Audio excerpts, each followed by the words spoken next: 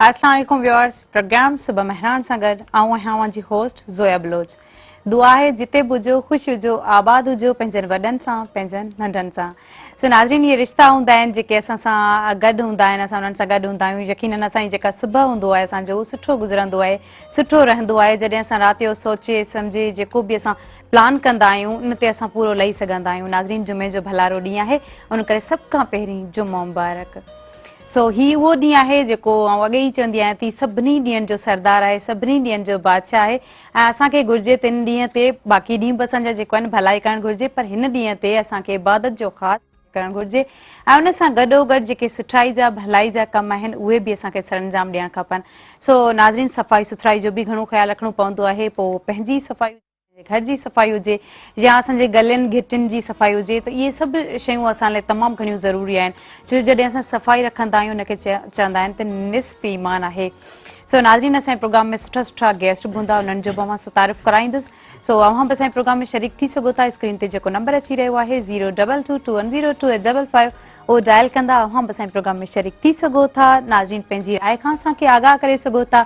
ऐं असां फेसबुक ते बि लाइव वञी रहिया आहियूं, उते बि अव्हां असांजे प्रोग्राम ॾिसी सघो था। सो नाज़रीन, फेसबुक ते लाइव आहियूं, मेहरान टीवी जे नाले सां पेज आहे, उते तव्हां लाइव ॾिसी सघो था। उन सां गॾोगॾु जॾहिं ही प्रोग्राम एंड थींदो आहे, उन खां पोइ अपलोड थींदो आहे यूट्यूब जे चैनल ते, मेहरान टीवी ऑफिशियल जे नाले सां आहे।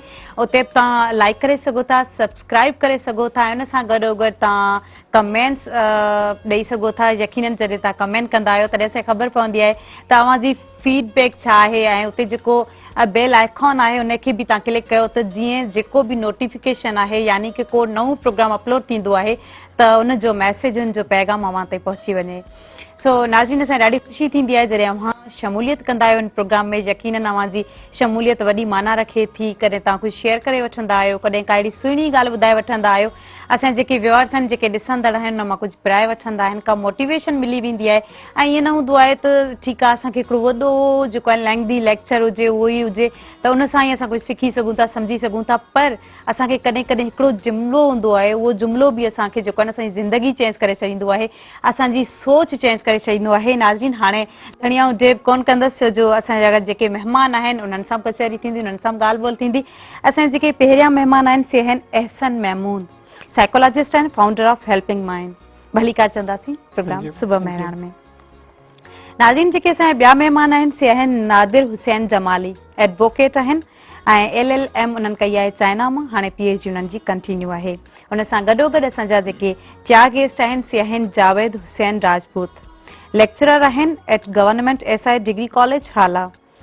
ऐं उन्हनि हिकिड़ी वेबसाइट ठाही आहे जेका ऑनलाइन टेस्टिंग केमिस्ट्री जे हवाले सां टेस्टिंग थींदी रहंदी आहे। सो नाज़रीन, वधीक उन्हनि सां ॻाल्हि ॿोल कंदासीं, उन्हनि खां पुछंदासीं इहे सभु शयूं जेके या जेके उन्हनि जी फील्ड आहे, उन मुताबिक़ बि असां ॻाल्हाईंदासीं। यकीनन मां असां कुझु सिखंदा आहियूं, कुझु पिराईंदा आहियूं। स्कॉलरशिप ते बि असां ॻाल्हाईंदासीं, छो जो जेके असांजा नौजवान तबिको आहे, यूनिवर्सिटी में जेके आहिनि, मीन्स की ग्रेजुएशन करे वेहंदा आहिनि, उन खां पोइ को जॉब वग़ैरह न आहे, बेरोज़गार रहिजी वेंदा आहिनि। सो उन्हनि लाइ आहिनि कुझु अपॉर्चुनिटीज़ आहिनि जेके उहे ज़रूरु अवेल कनि, छो जो इन मां असां जेको आहे उहो पंहिंजे पाण खे सुधारे सघूं था। न सिर्फ़ु पंहिंजे पाण खे, पर असांजी जेका फैमिली आहे पूरी, उनखे बि असां सुधारे सघूं था।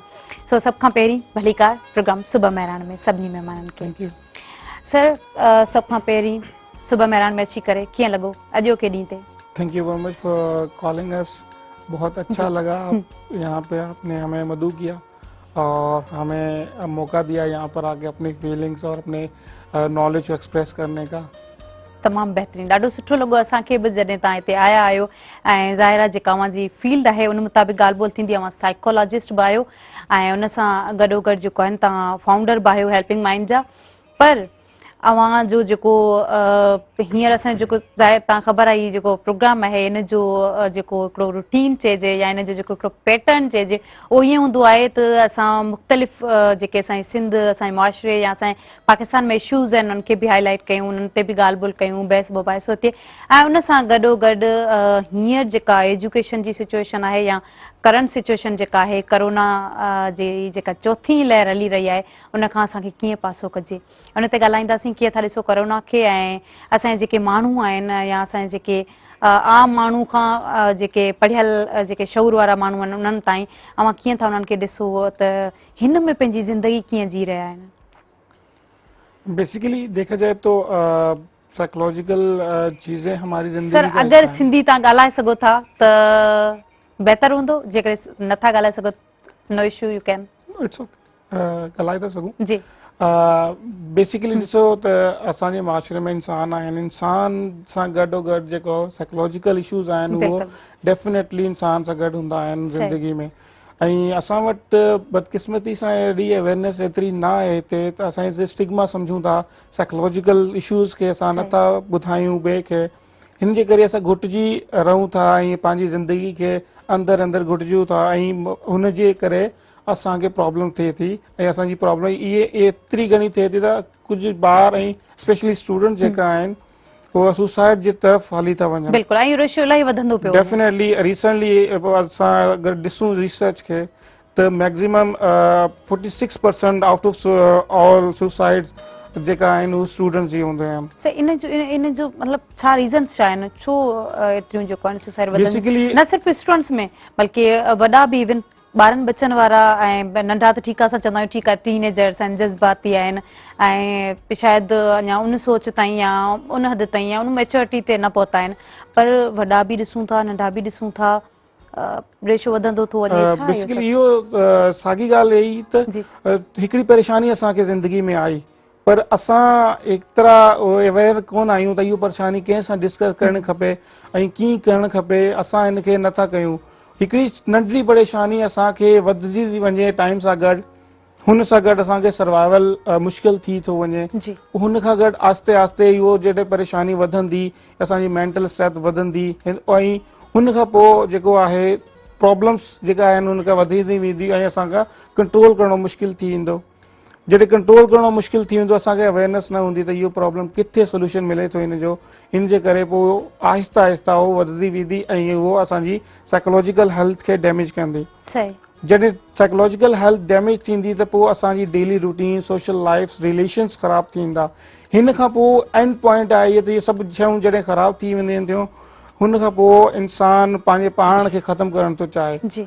हुन खां पोइ पाण जे मुश्किलात खे पंहिंजे मसइलनि खां छुटकारो हासिल करणु थो चाहे, तॾहिं पोइ उहो पंहिंजे पाण खे ख़तमु थो करे।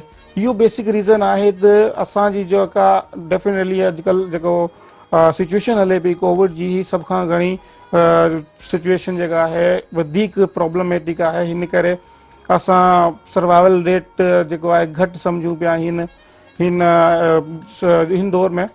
त छा प्रॉब्लम आहे असांखे, इहो असां ॻोल्हियूं था पंहिंजे पाण में, पर असांखे मिले नथी। छो त असांखे फाइनेंशियल क्राइसिस बि आहिनि, इलाही माण्हुनि जी जॉब हली वई ऐं इलाहियुनि माण्हुनि खां जेको आहे जॉब्स लेफ्ट करण खां पोइ कारोबार बंदि थी विया ऐं फाइनेंशियल क्राइसिस अची विया। हिन जे करे अच्छा सर इहे सभु मसला आहिनि ठीकु आहे, पर इन्हनि सभिनी मसलनि खे आई थिंक को हिकिड़ो माण्हू बि दुनिया में अहिड़ो कोन्हे जंहिंसां मसला न हुजनि या जंहिंखे परेशानियूं न हुजनि। ज़ाहिर आहे ॿी ज़िंदगी आहे, माना ईअं खणी चऊं त हिकिड़ो रोल प्लेयर आहियूं, हिकिड़ो सीरियल थो हले ऐं इन में कॾहिं परेशानियूं हूंदियूं आहिनि कॾहिं ख़ुशियूं हूंदियूं आहिनि, ईअं ई ज़िंदगी जो गाॾो हलंदो रहे थो।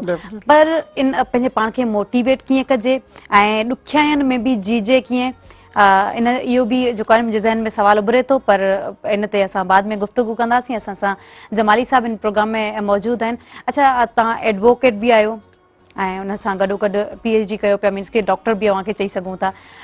कीअं लॻो सुबह महिराण में अची करे सभ खां पहिरीं ऐं सुबह खे बहितर कीअं बणाइजे? फर्स्ट ऑफ ऑल मां तव्हांखे तव्हांजी महिरबानी, तव्हांजी टीम जी, महिराण TV जी महिरबानी, तव्हां असांखे अपॉर्चुनिटी ॾिनी त आउं तव्हां सां पंहिंजा व्यूज़ शेयर करे सघां ऐं मुंहिंजे दोस्तनि सां। एक्चुअली असांजो जेको प्रोफेशन आहे उहो आहे प्रॉब्लम सॉल्विंग ओरिएंटेड प्रोफेशन आहे। असांजो बि माण्हुनि जा प्रॉब्लम्स आहिनि उन जा उहे असां सॉल्व कयूं था ऐं असांखे फर्स्ट हैंड एक्सपीरियंस आहे त माण्हुनि सां कहिड़ा इशूज़ आहिनि। उन सां गॾु आउं एकेडमिक बि साइड में मुंहिंजो आहे वाक़िया मास्टर कई आहे, मास्टर खां पोइ मुंहिंजी PhD जेका आहे कंटिन्यू आहे। त मां साईं जी ॻाल्हि खे कंटिन्यू कंदुमि त इहे असां वटि पाकिस्तान में हिते जेके पर्टिकुलरली सिंध में रीजन में माण्हुनि सां काफ़ी इशूज़ आहिनि। साइकोलॉजी जो लॉ सां तमामु हिकिड़ो गहरो तालुक़ु आहे। माण्हुनि सां काफ़ी इशूज़ आहिनि। सुसाइड जी डिसऑर्डर आहे त सोसाइटी मीन्स सोसाइटी माण्हुनि सां आहे, बिल्कुलु माण्हू डिसऑर्डर आहिनि त सोसाइटी डिसऑर्डर आहे। उन जा काफ़ी रीज़न थी सघनि था, कुझु त मेंटल आहे। असां वटि क्रिमिनोलॉजी में पढ़ायो वञे थो actus reus and mens rea. जी मेंस उहो सॼो लॉ उन ते डिपेंड थो करे, माइंड ते ऐं माण्हू जो ऐं एक्शन ते। जॾहिं सही। माण्हू जो माइंड ई न हूंदो प्रिपेयर्ड ऐं उहो डिस्टर्ब हूंदो त उनजा एक्शन जेके थियनि उहे सही न हूंदा। बिल्कुलु अल्टीमेटली द सोसाइटी जेका आहे उहा वरी उहा कॉन्सिक्वेंसिस जेका आहे सोसाइटी जा ॿिया माण्हू आहिनि उन्हनि खे इहे फेस करणा पवंदा। त उनखे इनखे एड्रेस कीअं कजे, असां सां वॾे में वॾो जो इशू आहे त असांजे जेके मुल्क सां उहा असांजी इकोनॉमी जेका आहे उहा असांजी तमामु शेटर्ड आहे। माण्हुनि जी इकोनॉमी जेका सर्वाइवल आहे, तव्हां ॾिसो था आए ॾींहुं माण्हू पंहिंजा ॿार उछलाइनि पिया था, आउट ऑफ सोशल कंस्ट्रेंट जेके खणी चइजे, नथा करे सघनि जेके से माण्हू। तव्हांखे पाकिस्तान में या सिंध में मां पर्टिकुलर ॾिसंदुमि तव्हांखे NGOs था काफ़ी तव्हांखे मिलंदियूं। मां चाइना में रहियो आहियां, जी उते मां NGOs रहियूं आहिनि कान मुख़्तलिफ़, पर एतिरी गुरबत जे लिहाज़ सां किथे तव्हांखे न मिलंदियूं। तव्हांखे ॿिनि कॉन्टिनेंट्स में मिलंदियूं तव्हांखे NGOs, एतिरियूं NGOs मिलंदियूं तव्हां उनखे ॻणे न सघंदो। हिकिड़ो अफ्रीकन कॉन्टिनेंट में, ॿियो वरी असांजे कॉन्टिनेंट में, सब एशिया जी कॉन्टिनेंट में, छाजे करे जो गुरबत जे करे। ऐं उन जो वॾे में वॾो सबबु इहो आहे त असांजी इकोनॉमी मुल्क जी जेका आहे उहा सही न आहे ऐं जॉब्स क्रिएट कोन थियूं थियनि, उन जे करे प्रॉब्लम सोसाइटी में थियनि थियूं।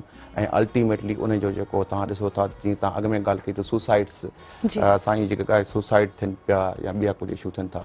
ऐं it is connected with economy, it is connected with many other issues. सही, तमामु बहितरीनु, ॾाढी सुठी ॻाल्हि कयो। वधीक इन ते ॻाल्हि ॿोल कंदासीं ऐं मुंहिंजे ज़हन में काफ़ी अहिड़ा सवाल आहिनि जेके उभरनि पिया। ऐं असां सां गॾु जावेद राजपूत पिन प्रोग्राम में आहिनि, उन्हनि सां बि गुफ़्तगू थींदी, पर टाइम थियो आहे कमर्शियल ब्रेक जो। ब्रेक खां पोइ असां वापसि ईंदासीं, केॾांहुं न वञिजो, असां सां गॾु रहिजो।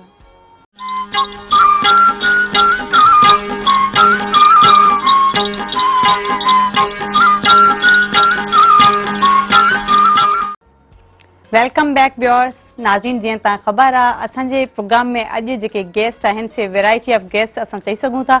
सो असां सां मौजूदु आहिनि साइकोलॉजिस्ट, हुन सां गॾो गॾु एडवोकेट ऐं वरी लेक्चरर मीन्स के टीचर असां चई सघूं था। सो हाणे असां हलंदासीं जेको आहे न जावेद एहसन महमूद सां, जावेद राजपूत सां। जावेद राजपूत साहब टीचर आहियो ऐं सभ खां पहिरीं सुबह महिरान प्रोग्राम में अची करे कीअं लॻो हिकु टीचर खे? तमामु घणो ऐं शुक्रगुज़ार आहियां मेहरान TV वारनि जो, मेहरान TV टीम जो, जंहिं मूंखे हिकिड़ो मौक़ो ॾिनो त मूं हिकिड़ी नंढी काविश कई, जेका आहे मूं हिकिड़ो नंढिड़ो कमु कयो जंहिंखे आउं हिन जेका आहे TV जे जेका आहे न थ्रू पूरे सिंध में जिते जिते बि जेके स्टूडेंट्स आहिनि, स्टूडेंट हर किथे मौजूदु आहिनि, हर शहर में मौजूदु आहिनि, ॻोठ में मौजूदु आहिनि, त उहो हिकिड़ी ऑनलाइन टेस्टिंग करे सघनि, त इहो हिकिड़ो मुंहिंजे लाइ प्लेटफॉर्म थींदो। त आउं वॾो शुक्रगुज़ार आहियां मेहरान TV वारनि जो मूंखे हुननि मदद कयो। तमामु बहितरीनु। सुबह खे बहितर कीअं बणाइजे? सुबह खे बहितर जेको आहे, असां टीचर आहियूं त माना टीचिंग खे स्टार्ट करे जेको आहे सभ खां पहिरीं तो फजर नमाज़ पढ़िजे ऐं क़ुरान पाक पढ़िजे ऐं शुरूआति जेका आहे हिन जेका आहे अलाह जे नाले सां थींदी त तमामु घणी जेका आहे सुठी शुरूआति थींदी ऐं रहमत थींदी। ॿियो वरी जेको आहे पोइ तालीम सां गॾु हुजे, टीचिंग हुजे ऐं पढ़ाइणु हुजे त असांजे लाइ इहा तमामु वॾी जेका आहे सुठी शुरूआति आहे। ऐं हिकिड़े स्कूल में पढ़ाईंदो हुउसि, star grammar higher secondary school Naushahro Feroze. हुन स्कूल जी हिकिड़ी ख़ासियत हूंदी हुई त हुनजी सुबुह जी जेका शुरूआति हूंदी उहा जेका आहे न क़ुरान पाक खां हूंदी आहे। हुनजे स्कूल में 4000 खां 5000 स्टूडेंट हुआ। एतिरो वॾो डिस्ट्रिक्ट नौशरो फिरोज़ जो स्कूल हो। हुन में जेका आहे न पहिरीं क्लास न क़ुरान पाक जो हूंदो, सभु जेके आहिनि क़ुरान पाक पढ़ंदा, टीचर हुजनि त स्टूडेंट हुजनि। त आउं बि हिकिड़ी क्लास जो क्लास टीचर हूंदो हुउसि त पहिरीं 40 मिंट हिकिड़ो सिपारो पढ़ंदो हुउसि रोज़। जेके 5 साल मुंहिंजा उते गुज़रिया उहे तमामु बहितरीनु गुज़रिया। त डेली जी रूटीन इहा हूंदी। तमामु बहितरीनु, ॾाढो ख़ूबसूरत। यकीनन इहे सभु शयूं असां लाइ ज़रूरी आहिनि, छो जो असांखे जेके रिलीजियस एक्टिविटीज़ आहिनि उन्हनि खे बि गॾु खणी हलणो आहे, पर उन सां गॾोगॾु एजुकेशन खे तव्हां कीअं था ॾिसो हींअर कोरोना जी सिचुएशन में उन खां पहिरीं वारी एजुकेशन? कोरोना में एजुकेशन जो जेको आहे बुरो हाल थी वियो, स्कूल्स बंदि थी विया। पोएं साल जेके आहिनि तक़रीबन 300 ॾींहं जेके आहिनि स्कूल बंदि थिया। सिर्फ़ु असांजा कॉलेज त 45 डेज़ जेके आहिनि रनिंग में हुआ। लॉकडाउन थी वियो, ॿार जेके आहिनि स्टूडेंट खे त 2-3 ॾींहं बि मिलंदा न, सॼो विसरी वेंदो। जी स्टूडेंट खे 2-3 ॾींहं मोकल जा मिलिया न, उहो विसरी वेंदो आहे। त इहे 2-2 महीना, 4 महीना, 3 महीना लॉकडाउन, यका लॉकडाउन लॻिया, त स्टूडेंट जेके आहिनि उहे ख़ाली थी विया माइंड सां। जेके आहिनि उन्हनि जी जेका ऑब्जर्वेशन पावर जेका आहे, उन्हनि जी जेका रिदम हो, उहो टुटी पियो। माना हिकिड़े उनजो मक़सदु हूंदो आहे, क्लास में ईंदा आहिनि, टीचर असाइनमेंट ॾींदो आहे, टीचर टेस्ट ॾींदो आहे, को न को टीचर 5 ॾींहं पढ़ाए चैप्टर पूरो थी वेंदो आहे, टेस्ट हूंदी आहे, हुनजो मक़सदु हूंदो आहे, उहो लॻो पियो हूंदो आहे कंहिं मक़सद सां। पोइ एग्ज़ाम हूंदा आहिनि, पोइ हुन एग्ज़ाम जी तयारी कंदो आहे स्टूडेंट, हुनखे ग्रेड हासिलु करिणो आहे, हुनजो मक़सदु हूंदो आहे। त हाणे एंट्री टेस्ट खां अलावा जेके स्टूडेंट हुआ, हुननि जो को मक़सदु न रहियो। तंहिं करे हू गेम्स में जेके आहिनि घर रही बिल्कुलु हुननि खे नुक़सानु थियो। त हिन सिलसिले में जेको आहे न, आउं चाहींदो आहियां त अप टू डेट रहां, जेको न टेक्नोलॉजीज़ जो फ़ाइदो खणां। त ईअं असां टीचिंग कई जेका आहे ज़ूम ते स्ट्रीम ते जेका आहे ऑनलाइन टीचिंग कई। जेके स्टूडेंट्स नेटवर्क रखी सघनि था, हुननि वटि एंड्रॉइड सेट्स हुआ, लैपटॉप्स हुआ, उहे जेके आहिनि इहे एजुकेशन हासिलु करे सघिया। त हुननि खे असां इहा एजुकेशन ॾिनी, ऑनलाइन ॾिनी। हुन खां पोइ असां हिकिड़ी टेक्नोलॉजी टेस्ट माउस ते ऑनलाइन टेस्टिंग, घर वेही जेको असां पढ़ायूं हुन मां हुनखे टेस्ट वठी सघूं था, ऐं हुनखे उते ई रिज़ल्ट मिली वेंदी। हर शइ जेका आहे, माना जेका जे हिन दौर में हाणे टेक्नोलॉजी जो यूज़ अचणु घुरिजे, पॉज़िटिव यूज़ जेको आहे हुननि खे करणु घुरिजे। त जीअं जेको आहे अहिड़े क़िस्म जो को थी सो वञे, नेक्स्ट टाइम बि को जेको आहे को न ख़ुदा न ख़ास्ता को वायरस वग़ैरह को अटैक थिए थो, जंहिंमें लॉकडाउन लॻी वञनि, स्कूल बंदि थी वञनि, त असांखे सॼे सिंध में माना हर कंहिंखे एतिरी अवेयरनेस हुजे त घर वेही बि असां इहा लर्निंग करे सघूं।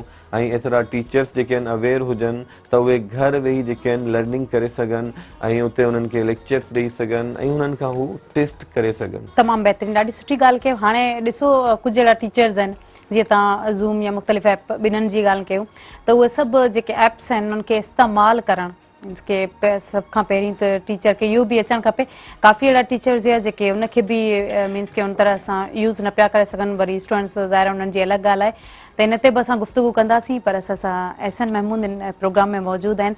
जीअं त मूं पहिरीं पुछो त जेको सुसाइड जो रेशो वधंदो थो वञे, त इन जा रीज़न्स तव्हां ॿुधाया ई, पर छा इहो असां हिन खे मायूसी कोन चवंदासीं? छो जो हाणे पंहिंजे पाण खे माण्हू मोटिवेट करे सघे थो, ॿिया बि मुख़्तलिफ़ अहिड़ा जवाज़ आहिनि जेके असां पंहिंजे ज़हन में आणे करे असां पंहिंजे पाण खे सेल्फ मोटिवेशन जंहिंखे चइजे, त सेल्फ मोटिवेट करे सघूं था।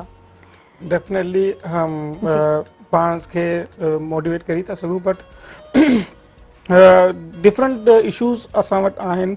बेसिकली स्टूडेंट्स जो घणो प्रेशर हूंदो आहे हुनजी पेरेंट्स जे तरफ़ां, सिबलिंग्स जे तरफ़ां या पीयर ग्रुप जे तरफ़ां। छो त पेरेंट कुझु चाहिनि था त असांजा ॿार इहो जेका आहिनि इहो कुझु ठहनि, असांजो ॿारु डॉक्टर ठहे, बट डॉक्टर ठहे लेकिन हुनजे ॿार में उहो स्किल्स कोन हूंदियूं आहिनि।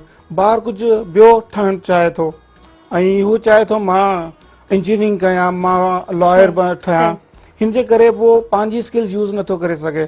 ऐं पेरेंट्स जे प्रेशर जे करे घणो उहो स्ट्रेस में अचे थो, ऐं स्ट्रेस में अचे थो जॾहिं हुनखे को आज़ादी न मिली, तॾहिं पोइ आस्ते आस्ते जेका आहे उहो हुन स्ट्रेस वधंदो थो वञे। हिन जो बि इहो बेसिक रीज़न आहे।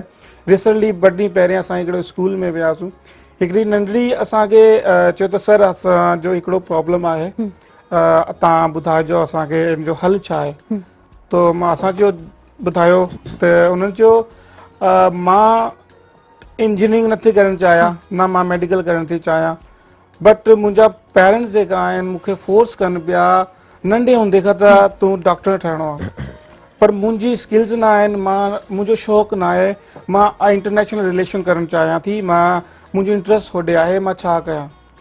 असां हुनखे चयो त तव्हां लॉजिकली पंहिंजे पेरेंट्स खे कन्विंस कयो ऐं पंहिंजे फैक्ट्स एंड फिगर सां ॻाल्हि कयो दैट हीअ दौर आहे उहो साॻियो न रहियो आहे पुराणो, जीअं असां पढ़ियासीं या जीअं असांजा पेरेंट्स पढ़िया आहिनि, हीअ दौर तक़रीबन डिफरेंट थी वियो आहे। टेक्नोलॉजी घणो असांखे जेको आहे ओवरकम करे वई आहे, बट असांजा पुराणा कॉन्सेप्ट इहे आहिनि जेका अञा ताईं चेंज कोन थिया आहिनि। हिन जे करे स्टूडेंट्स स्ट्रेस में वेंदा आहिनि, स्ट्रेस जे करे असांखे इहो प्रॉब्लम फेस करणी थी पवे।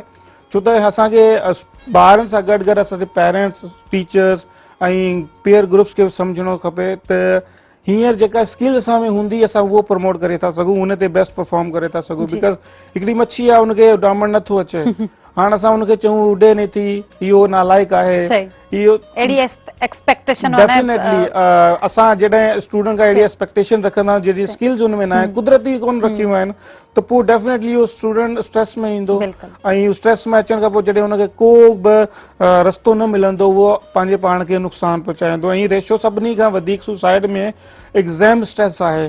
24% आउट ऑफ 46% जेको आहे सुसाइड अटेम्प्ट हूंदा आहिनि, सुसाइड हूंदा आहिनि, उनजे करे उनजो मेन रीज़न आहे एग्ज़ाम स्ट्रेस आहे। ऐं कुझु ॿार अहिड़ा हूंदा आहिनि जेके 5 साल हिकिड़े डिपार्टमेंट में पढ़ी, हिकिड़े फील्ड में पढ़ी, उहो जॾहिं प्रैक्टिकल लाइफ में ईंदा आहिनि उते नाकाम थी वेंदा आहिनि। हुनजी बेसिक वजह इहो हूंदी आहे तो ग्रुप पीयर ग्रुप सां या पेरेंट जी फोर्स सां परे त विया पर परफॉर्म न करे सघिया, हुनजे करे हुनजी प्रैक्टिकल लाइफ डिस्टर्ब थी। अञा असां वटि जेका मेजोरिटी ऑफ बेरोज़गार असां वटि नौजवान आहिनि, हिन जे सभ खां वधीक रीज़न इहो आहे त हुन में स्किल्स न आहिनि। स्किल्स हिन जे करे न आहिनि छो त हुननि जॾहिं हुन फील्ड चूज़ कई, कंहिंजे मशवरे सां स्कोप जे करे कई, पंहिंजी स्किल ॾिसी न कई, हाणे उन वटि उहो स्किल्स न आहिनि, उहो उनमें शौक़ु पैदा न करे सघिया, पर उहो असांखे करणी पई मजबूरी में।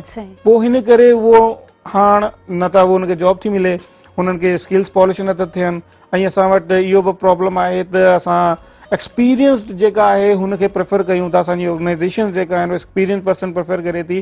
फ्रेश ग्रेजुएट जेका हूंदा आहिनि उहा उन्हनि खे जॉब नथी मिले, हुनजा जेका थोरा घणा स्किल्स हूंदा आहिनि उहो पॉलिश नथा थियनि, हिन जे करे पोइ उहो मज़ीद स्ट्रेस में अचे थो ऐं बेरोज़गारी वधे थी।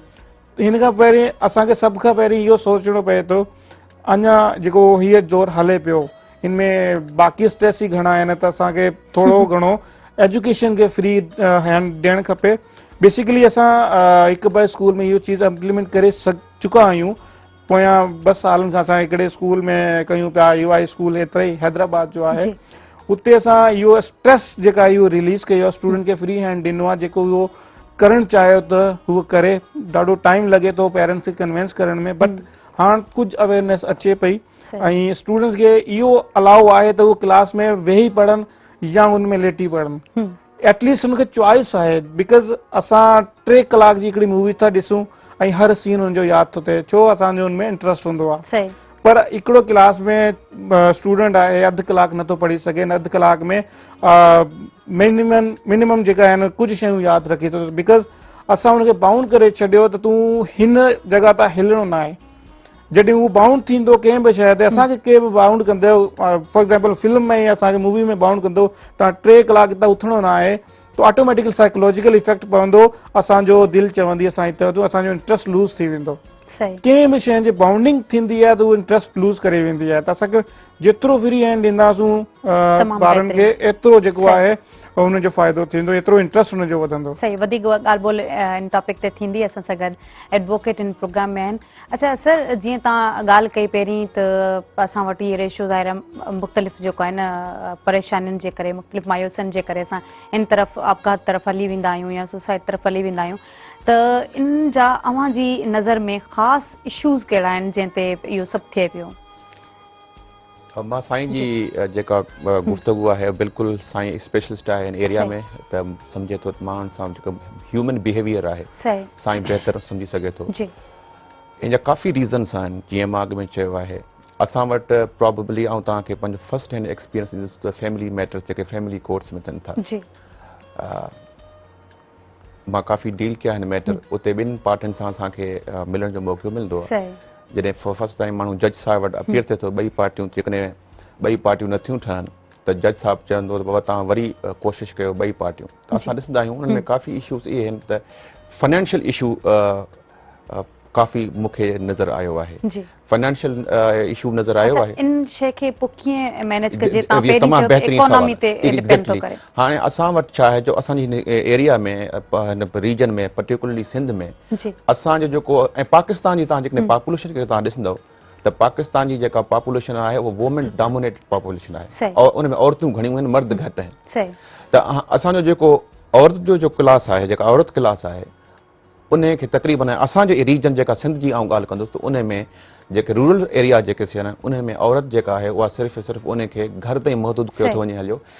एक्चुअली दुनिया में जेका वधी में वधी जेका इकोनॉमी फ्लोरिश थियनि थियूं तरक़ी कनि थियूं उन में मेन पावर जो वॾो किरदारु आहे। मेन पावर में मुराद आहे औरत ऐं मर्द जो जेका पार्टिसिपेशन सोसाइटी में त जीअं सोसाइटी में जेका बहितर जेका से जेकॾहिं औरत आहे उहा कंहिं हंधि नौकिरी करे पई, मर्द बि करे पियो, हिकिड़ो सुठो सिस्टम हले पियो, यानी तव्हांजी घर जी इकोनॉमी सुठी आहे, तव्हांजा ॿिया जेके से इशूज़ आहिनि उहे जेके तव्हांजा बहितर थी वञनि था।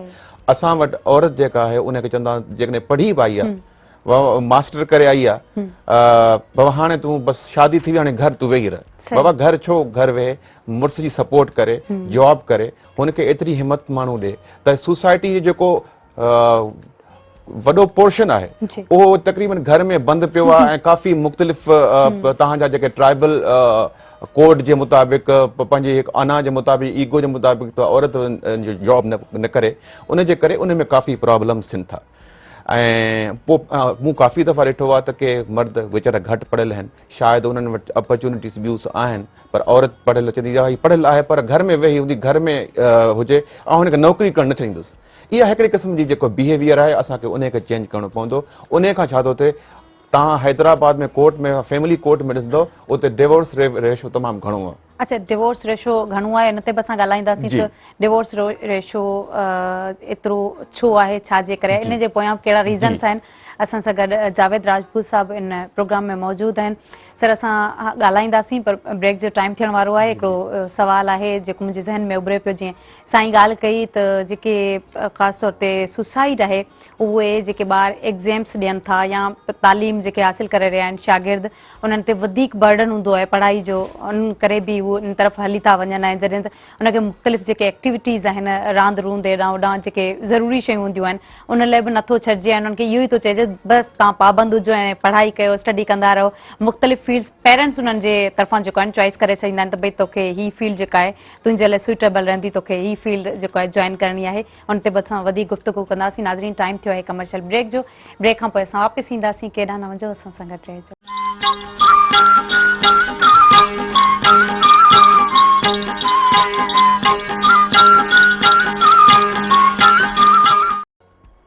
एक दफ़ो ॿीहर भलीकार प्रोग्राम सुबह मेहरान में। नाज़रीन, असां सां लाइव कॉलर मौजूद आहिनि। हेलो, अस्सलाम वालेकुम। वालेकुम सलाम, कीअं आहियो, कहिड़ा हाल आहिनि? अल्हम्दुलिल्लाह, ठीक ठाक। पहिरियां तव्हां पंहिंजो तारुफ़ कराइजो, केरु आहियो असां सां गॾु? मोहम्मद आरिफ पियो ॻाल्हायां, नवाबशाह खां। भलीकार चवंदासीं प्रोग्राम सुबह मेहरान में। मोहम्मद आरिफ साहब, छा चवणु चाहींदा? तव्हांजो प्रोग्राम पे ॾिठुमि, ऑफिस में वेठो आहियां, माशाल्लाह सुबुह मुंहिंजी ॾाढी सुठी गुज़रंदी आहे, प्रोग्राम ॾिसंदो आहियां न। तमामु बहितरीन। असांखे ख़ुशी थींदी आहे जॾहिं अहिड़ा कमेंट्स मिलंदा आहिनि असांजे व्यूअर्स खां। जी जी, माशाल्लाह रौनक हूंदी आहे तव्हांजे प्रोग्राम में ऐं वॾा वॾा तव्हां एजुकेशनिस्ट आया आहिनि माशाल्लाह सिंध जा। छा चवणु चाहींदा?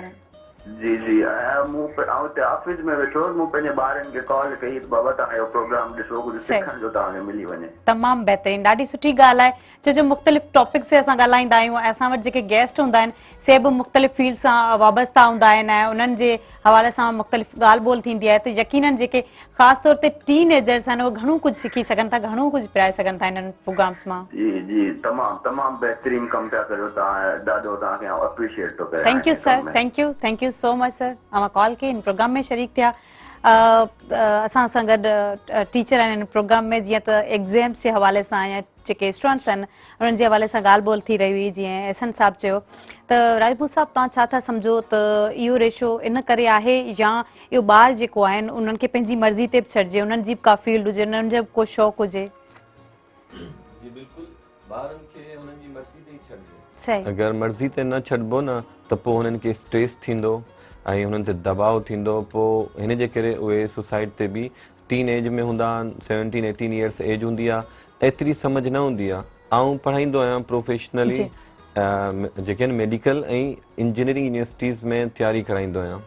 हींअर हिकिड़ो वॾो इशू थियो आहे त जेके असां सिंध में फर्स्ट ईयर इंटर के जेको पढ़ायूं था उहो Sindh text book, first year में सिंध टेक्स्ट बुक हुनखे पढ़ायूं था, हुनजो एग्ज़ाम वठूं था। बोर्ड जेको आहे सखर खां वठी हैदराबाद, मीरपुर ख़ासि कराची सभु सिंध टेक्स्ट बुक मां एग्ज़ाम वठनि था। जी। हुननि जो ॿारनि जो मक़सदु सॼो सिंध टेक्स्ट बुक आहे त फर्स्ट ईयर इंटर। हाणे जॾहिं उहे मेडिकल जी टेस्ट ॾियनि पिया ॿार, मेडिकल में जनून सां हूंदा आहिनि ऐं जेके गर्ल्स साइड हूंदियूं आहिनि उन्हनि खे तमामु घणो शौक़ु हूंदो आहे, उन्हनि खे पंहिंजे जेके न फादर जी पंहिंजे फैमिली खे जेका न नालो रोशन करण जे लाइ हुननि खे वॾी जेका चाहत हूंदी आहे ऐं उन्हनि ते वॾो प्रेशर बि हूंदो आहे। सो हींअर जेका आहे न उहो हाणे हुननि तयारी कई सिंध टेक्स्ट बुक जी ऐं ओचितो जेको आहे PMC जेका आहे अनाउंस कयो त फीडल जे कोर्स मां तव्हांजी टेस्ट थींदी। सो हींअर जेको आहे उहे स्टूडेंट जेके 210 मां 180 185 खणण वारा हुआ उहे 151 143 खणनि पियो, त उहे मार्कूं खणी बि स्ट्रेस में आहिनि, असां सां कॉन्टेक्ट में आहिनि, असांखे चवनि था असां सुठो परफॉर्म न कयो, असां परेशान आहियूं। सो जेको आहे न ऐं पासिंग रेशियो हैदराबाद में मुंहिंजा दोस्त आहिनि उहे 1500 स्टूडेंटनि असां उन्हनि सां कॉन्टेक्ट में आहियूं त पासिंग रेशियो 100 मां 7-8 स्टूडेंट जो थी वियो आहे, जॾहिं त तयारी 100 कनि पिया, छाकाणि त पासिंग रेशियो बि 65% करे छॾियो आहे। 65% को पासिंग रेशियो न हूंदो आहे, 40% पासिंग रेशियो हुअणु घुरिजे। 65% आउट ऑफ कोर्स जेके आहिनि, आउट ऑफ कोर्स सवाल जेके आहिनि, मतिलबु हुननि जो फीडल जो कोर्स ई न आहे पढ़ियल, फीडल जी बुक अलॻि आहे, हुनमें टॉपिक्स जेके आहिनि, हिकिड़ो ॿार जेको आहे न एज इट इज़ जेके आहिनि स्टेटमेंटूं उहो 11 में पढ़े थो, 12 में पढ़े थो, पोइ हुनखे टीचर प्रैक्टिस कराए थो। अगरि उहो फीडल जी बुक हुजे इनखे खणी ॾिसे त एंट्री टेस्ट आहे, जी जी मींस के हू एंट्री टेस्ट यूनिवर्सिटी हले में पई इंटर थियनि पिया हींअर जेका न 1 सितंबर खां वठी 30 सितंबर ताईं अॼु बि हूंदी टेस्ट। जी, मतलब उन्हनि में का उहा महारत कोन्हे, हिकिड़ी स्पेशलाइजेशन हुजे उन्हनि वटि, उहा बि कोन्हे न, हुननि वटि हुननि फीडल जे हिसाब सां न करे छॾियो। फीडल माना इस्लामाबाद जो टेक्स्ट बुक हुतां जेके आहिनि, हाणे या त पूरे पाकिस्तान जो हिकिड़ो कोर्स हुजे, सभु इक्वल थी वेंदा, त हाणे उहे फीडल पंजाब वारा उहे सुठा परफॉर्म कनि पिया। सिंध जी जेका आहे न उहा घटिजी वई आहे, रेशियो घटिजी वियो आहे, पासिंग रेशियो घटिजी वियो आहे। प्राइवेट इंस्टीट्यूट में पोइ किथां बि KPK खां जेके न धारिया अची वेंदा, पंजाब खां अची वेंदा, उहे सीटूं खणी वेंदा, डॉक्टर्स हुननि जा थी वेंदा, एॾो सारो लॉस थींदो हिन सां असांखे, छाकाणि त जेको न हिननि खे तो घटि मार्कूं खणणियूं हुयूं, छाकाणि हिननि जे लाइ आउट ऑफ कोर्स थी वियो आहे। हाणे हिन कंडीशन में स्ट्रेस आहे ज़्यादा। पहिरीं त ठीकु आहे ऐं जेको आहे न पहिरीं त सिंध टेक्स्ट बुक ई पढ़ंदा हुआ, जेके पढ़ण वारा हुआ उहे थींदा हुआ, हाणे पढ़ण वारा बि नथा थियनि त पोइ उन्हनि ते वॾो स्ट्रेस थी वियो आहे, परेशानी थी वई आहे। पर असां इहो ई चवंदा आहियूं रिलैक्स रहो, ठीकु आहे। तव्हां अगरि मेडिकल में सेलेक्ट नथा थियो त कोई इशू न आहे, तव्हां CSS करे सघो था। काफ़ी सारा स्टूडेंट आहिनि जेके मेडिकल में सेलेक्ट न आहे थिया ऐं इंजीनियरिंग यूनिवर्सिटी में सेलेक्ट न आहे थिया, उहे को LLB करे थो जेको आहे इंग्लैंड में, को जेको आहे जर्मनी पढ़े पियो केमिस्ट्री, को किथे माना ॿाहिरि बि वञी सघनि था, को इस्लामाबाद पढ़े थो जेका आहे इस्लामिक यूनिवर्सिटी में, को जेको आहे IBA पढ़े थो कराची में, को IBA पढ़े थो सखर में, इलाही सारी अपॉर्चुनिटीज़ आहिनि। अलाह साईं हुनजे लाइ जेका न असां इहो ई मोटिवेशन ॾींदा आहियूं, रिलैक्स कंदा आहियूं, मुतमिन कंदा आहियूं त तव्हांजे लाइ अलाह साईं हिन खां बहितर सोचियो हूंदो, हीउ तव्हांजे लाइ न हूंदो, हिन खां बहितर हूंदो। त इन करे त हुन सां हौसले ॾियण सां हुनखे जेका आहे त इहो स्ट्रेस घटिजी सघे थो ऐं जेको मुतमिन थी सघे थो। पोइ जेका बहितरीन। अच्छा सर, ॿारनि जी जेका हिकिड़ी ज़ाहिर ज़हन जी बि हिकिड़ी कैपेसिटी हूंदी आहे, जॾहिं उहो लेक्चर वग़ैरह अटेंड कनि था, टीचर डिलीवर करे थो, त ॿार उन मां केतिरो कैच करे सघनि था, मसलन के अधु कलाकु वधि में वधि कलाकु, त उन खां पोइ जीअं साईं ॻाल्हि कई त प्रैक्टिकल वर्क अगरि हूंदो आहे त उन में वधीक इंट्रस्ट हूंदो आहे, ॿार सम्झी सघंदा आहिनि। जीअं का मूवी वग़ैरह आहे त उहो हिकिड़ो प्रैक्टिकली एक्शन थिए पियो, त उनखे 3 कलाक बि असां ॾिसी सघूं था ऐं सम्झी सघूं था, त पोइ क्लास जेको हूंदो आहे थियरी क्लास, उनखे छो न?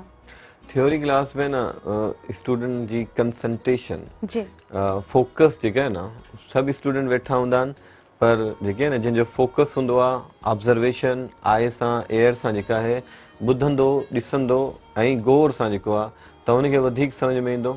हर कंहिंजो IQ लेवल बि हिकु जहिड़ो न आहे, जेनेटिकली वेरी करे थो, के शार्प हूंदा आहिनि, के शार्प हूंदा आहिनि, तेज़ हूंदा आहिनि।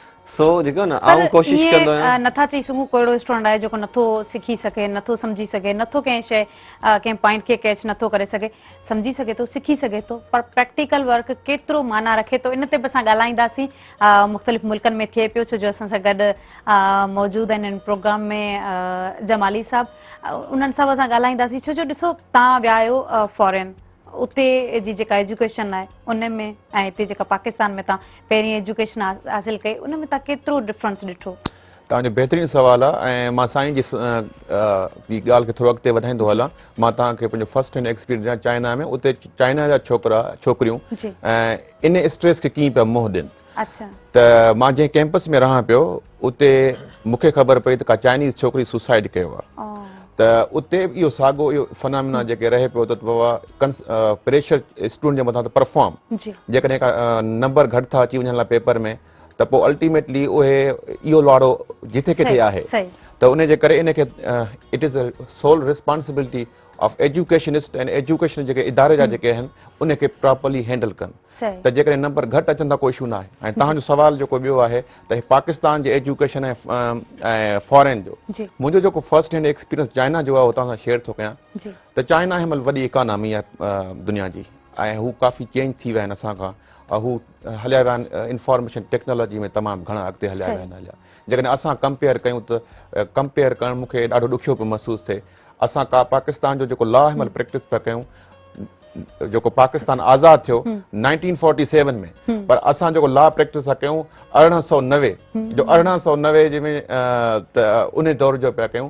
असां पंहिंजे लॉ जो चेहरो ई अञा तब्दील न कयो आहे उहो जेको अप टू डेट न कयो आहे। ऐं ॿी ॻाल्हि त जेकॾहिं तव्हां कंपेयर कंदो चाइना सां चाइना हिन महिल कंप्लीटली तव्हां ॾिठो जंहिं प्रोग्राम में आऊं हुउसि हुते त मूं सां गॾु सभु फॉरेन जो स्टूडेंट हुआ। उन में 2 स्टूडेंट जेको आहे हिकिड़ो इंग्लैंड जो रिकी हो ऐं ॿियो हिकिड़ी छोकिरी आई हुई पंहिंजे सिंगापुर जी ऐं उहे ॿई कैम्ब्रिज जा ग्रेजुएट हुआ ऐं आउं ग्रेजुएट हो सिंधला कॉलेज हैदराबाद जो ऐं हुननि सां बैच जो शेयर पियो कयां। मुंहिंजो ॾाढो डिफिकल्ट हो त हुननि सां कॉम्पीट करे वेझां पर जिते there is a will there is a way त पोइ कयो। त असांजी एजुकेशन पर हुननि खां ज़मीन आसमान जो फ़र्क़ु आहे ऐं कंपेरिज़न जेके हिन नथो थी सघे। ऐं ॿी ॻाल्हि मां तव्हांखे ॿुधायां ऐं तव्हांखे लीगल एज जो असां वटि का रिसर्च इंजन न आहे उहो माण्हू को पेपर लिखी सघे। असांजा हाई कोर्ट जा जज बि पेपर कोन था लिखनि। उतां जा जज उतां जा वकील उतां जा एकेडमिक उन जा रिसर्च पेपर अचनि था। उन जा जेके प्रॉब्लम छो आहे ही फैमिली प्रॉब्लम्स ही छो था थियनि त उते हू पंहिंजा हिकिड़ा मकाला लिखनि था। हिते तव्हांखे को बि मकालो न मिलंदो। हिते तव्हांखे उहे साॻा चुग साॻा लाटू तव्हांखे हॉस्पिटल में ऐं कोर्ट में ईअं रश मिलंदी।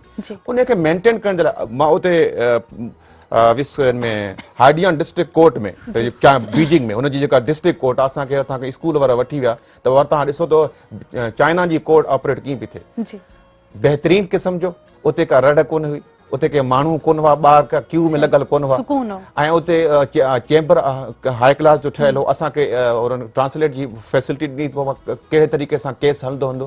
पर एजुकेशन असांजे हुननि जे में इहो फ़र्क़ु आहे त हुननि हाणे मार्स ते हिकिड़ो पंहिंजो सैटेलाइट लाथो आहे चाइना वारा ऐं असां मार्स ते छा पर असांजो हिकिड़ो ऑर्बिटर बि कोन्हे जो ख़बर ॾे त सुभाणे मींहुं पवंदो या न पवंदो पाकिस्तान में। इहा कंडीशन आहे असांजी जेका एजुकेशन जी ऐं असांखे एजुकेशन सेक्टर ॾे असांखे ज़रूरत आहे। ऐं ॿी ॻाल्हि कंदुमि ही असांजो दोस्त साईं एजुकेशनिस्ट वेठो आहे असां वटि रटा कल्चर आहे। हाणे असां वटि साईं वारनि खे पढ़ाइनि था बाबा ही कोर्स आहे छोकिरे खे हिनखे रटो हणिणो आहे रटो हणी करे बाबा हिनखे टेस्ट क्लियर करणी आहे पोइ उहो अॻिते उते चाइना में लकीर जा फ़क़ीर ऐं छो इन रटे सां छा थींदी तव्हांजी क्रिएटिविटी फिनिश थी वेंदी। इहो फ़र्क़ु आहे। हुननि छा कयो आहे जो आर्टिफिशियल इंटेलिजेंस न खणी विया आहिनि हलिया। असां उहो जेको असां वटि मदरसनि में असां वेंदा हुआसीं उते त मोला जेके पढ़ाईंदा ॿारनि खे ईअं उन कंधुनि जो हीअं लुॾंदो हो अहिड़े तरीक़े सां रटाफिकेशन पिया कराइनि पिया। अच्छा सर तव्हां पहिरीं ॻाल्हि कई त जेको तलाकनि जो रेशो वधी वियो आहे उन जा कहिड़ा रीज़न? इहो बहितरीनु सवालु आहे तव्हांजो त इहो छो वधी वियो आहे। इहो उनजो उनजे करे वियो आहे त मैचिंग कान थी पई। मैरिज आहे हिकिड़ो सोशल कॉन्ट्रैक्ट आहे ॿियनि फर्दनि जे विच में। इनखे तव्हां सिर्फ़ु कॉन्ट्रैक्ट न चओ इहो माइंड जो बि कॉन्ट्रैक्ट आहे त 2 माण्हू पाण में मिलनि था ऐं उन्हनि जो जेको पंहिंजो फैमिली खे अॻिते कीअं अॻिते करे सघनि। उन में मां ॾिठो आहे त मर्द जी डोमिनेंसी रहंदी आहे औरत जे मथां।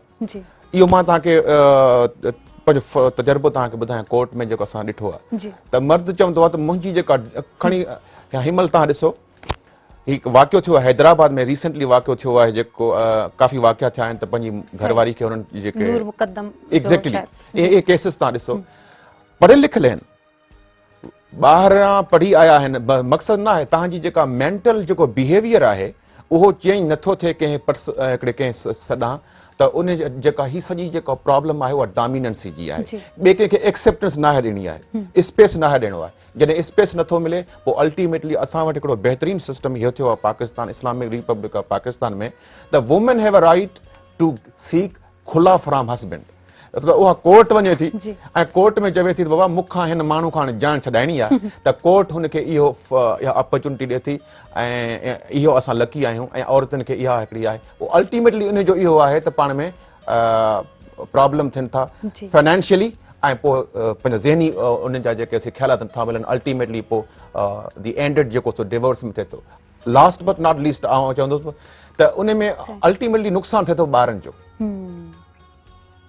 बिल्कुल चंदन ब अगर मेहूं पाण में विढ़नि थियूं त नुक़सान गाह जो ई थींदो आहे। एग्ज़ैक्टली। सो ईअं ई आहे त ॿारनि जो फ्यूचर आहे ऐं उन्हनि जो ज़ाहिर आहे हिकिड़ो ज़िंदगी आहे ऐं जॾहिं माउ हिकिड़ी तरफ़ ऐं पीउ ॿिए तरफ़ थी था वञनि त पोइ उहे ॿार जेको आहिनि उहे अॻिते हली करे छा था कनि या उन सां बि इहो रेशो वधे थो सुसाइड हेॾां होॾां या स्ट्रेस जो जेको आहे उहो बि वधे थो। अच्छा सर, जेकॾहिं असां ॻाल्हि कयूं हिन जी स्ट्रेस जी त तव्हां साइकोलॉजिस्ट आहियो त स्ट्रेस खे कीअं थो घटाए सघिजे? एक्चुअली स्ट्रेस जेको हूंदो आहे असां वटि के बि मसइले में अची थो सघे। स्ट्रेस असल में स्ट्रेस हिकिड़ी पॉज़िटिव शइ बि आहे। जेसि ताईं तव्हांखे स्ट्रेस न थींदो तव्हांखे तव्हांजो कमु कोन थींदो, तव्हांखे वञण जी जल्दी न हूंदी, तव्हां उहो टाइम ते न पहुची सघंदा। अच्छा सर, उहो ओन फिकर हुजणु खपे। स्ट्रेस त असां घणो जेको टेंशन वठी करे उन में हलिया था वञूं जंहिंमें असां ईअं खणी चऊं त असां क़ाबिल बि न रहंदा आहियूं उन कम खे सरअंजाम ॾियण में। सर इन जो आऊं ज़रूरु अव्हां खां जवाबु वठंदसि, पर ब्रेक वठणु ज़रूरी आहे। नाज़रीन, टाइम थियो आहे न्यूज़ ब्रेक जो। ब्रेक खां पोइ असां वापसि ईंदासीं। केॾांहुं न वञो, असां सां गॾु रहिजो।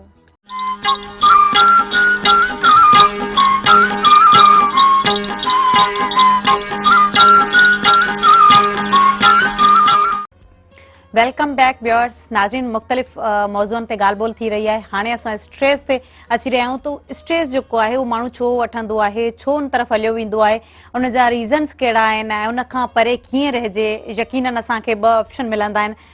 हिकिड़े तरफ़ जेको आहे न ऑप्टिमिज़म चइजे ऐं हिकिड़े तरफ़ पैसिमिज़म हूंदो आहे। असांखे इलाही ईज़ी थींदो आहे जॾहिं असां पैसिमिज़म खे सिलेक्ट कंदा आहियूं। जेकॾहिं असां ऑप्टिमिस्ट थी वञूं त यकीनन इहे जेके मसइला आहिनि इहे हल थी वञनि। एहसन महमूद साहब, ॻाल्हि हली रही हुई स्ट्रेस ते, त उनखे कीअं थो घटाए सघिजे? ओन ऐं फिकर हुजणु ज़रूरी आहे असांखे पंहिंजे। हिकिड़ी एवरेज जेका आहे हुन स्ट्रेस हिकिड़ो पॉज़िटिव शइ आहे ऐं जॾहिं एवरेज खां मथे वञे थो स्ट्रेस त इहो असांजे लाइ प्रॉब्लम क्रिएट करे थो। ऐं जॾहिं स्ट्रेस मथे वेंदो असांजी डेली रूटीन डिस्टर्ब थींदी, हुनजे करे लॉट्स ऑफ प्रॉब्लम्स क्रिएट थींदियूं एंड देन असांखे इहो असांजी जेका प्रॉपर जेका रूटीन आहे, असांजो जेको कमु आहे, चाहे उहो एजुकेशन जो हुजे स्टूडेंट्स जे लाइ, चाहे असांजे कारोबार में हुजे या फैमिली लाइफ में। जीअं साईं चयो त सुसाइड ऐं जेका डिवोर्स रेट जेका आहे हिन जे करे बि इहो कुझु साइकोलॉजिकल इशूज़ आहिनि। डेफिनेटली घणेई जेका आहे डाइवोर्स जेका केसिस रुकी चुकिया आहिनि, असांजे थ्रू बि रुकिया आहिनि। हिन जे करे छा त हिकिड़े ॿिए खे जॾहिं एक्सेप्ट कंदासीं असां त डेफिनेटली प्रॉब्लम सॉल्व थींदियूं। जॾहिं डोमिनेंसी हिकिड़े जी रहंदी आहे, कंहिंखे असां ॿुधणु नथा चाहियूं, असां पंहिंजे पाण खे सही था सम्झूं, ऑटोमेटिकली इहो उते प्रॉब्लम क्रिएट थींदी। ऐं स्ट्रेस घटि करण जो लाइ असां स्ट्रेस थिए थी असांजे सोचण खां। असां जेतिरे हिकिड़ी शइ खे सोचियूं था उन में सोच असां वधंदी वेंदियूं ऐं असांजो नेचुरली असांजो माइंड नेगेटिविटी वटि जेको आहे नेगेटिव ॾांहुं घणो अट्रैक्ट थिए थो।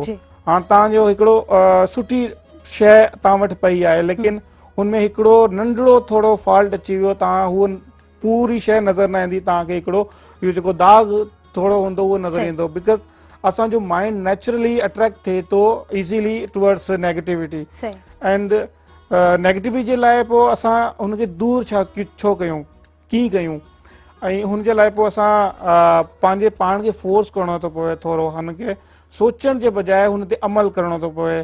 स्ट्रेस असांखे थिए पियो हिकिड़े शइ जो असां न करे सघियासीं या हिकिड़े प्रेशर जो, पोइ असां हुनजे सोल्यूशन सोचण जे बजाए असां जेका आहे हुन जे बारे में सोचूं था इहो छो आयो आहे, इहो आयो हाणे मां छा कंदुसि, हाणे मां कुझु करे नथो सघां, पंहिंजे पाण खे डिग्रेड करणु शुरू करे था छॾूं।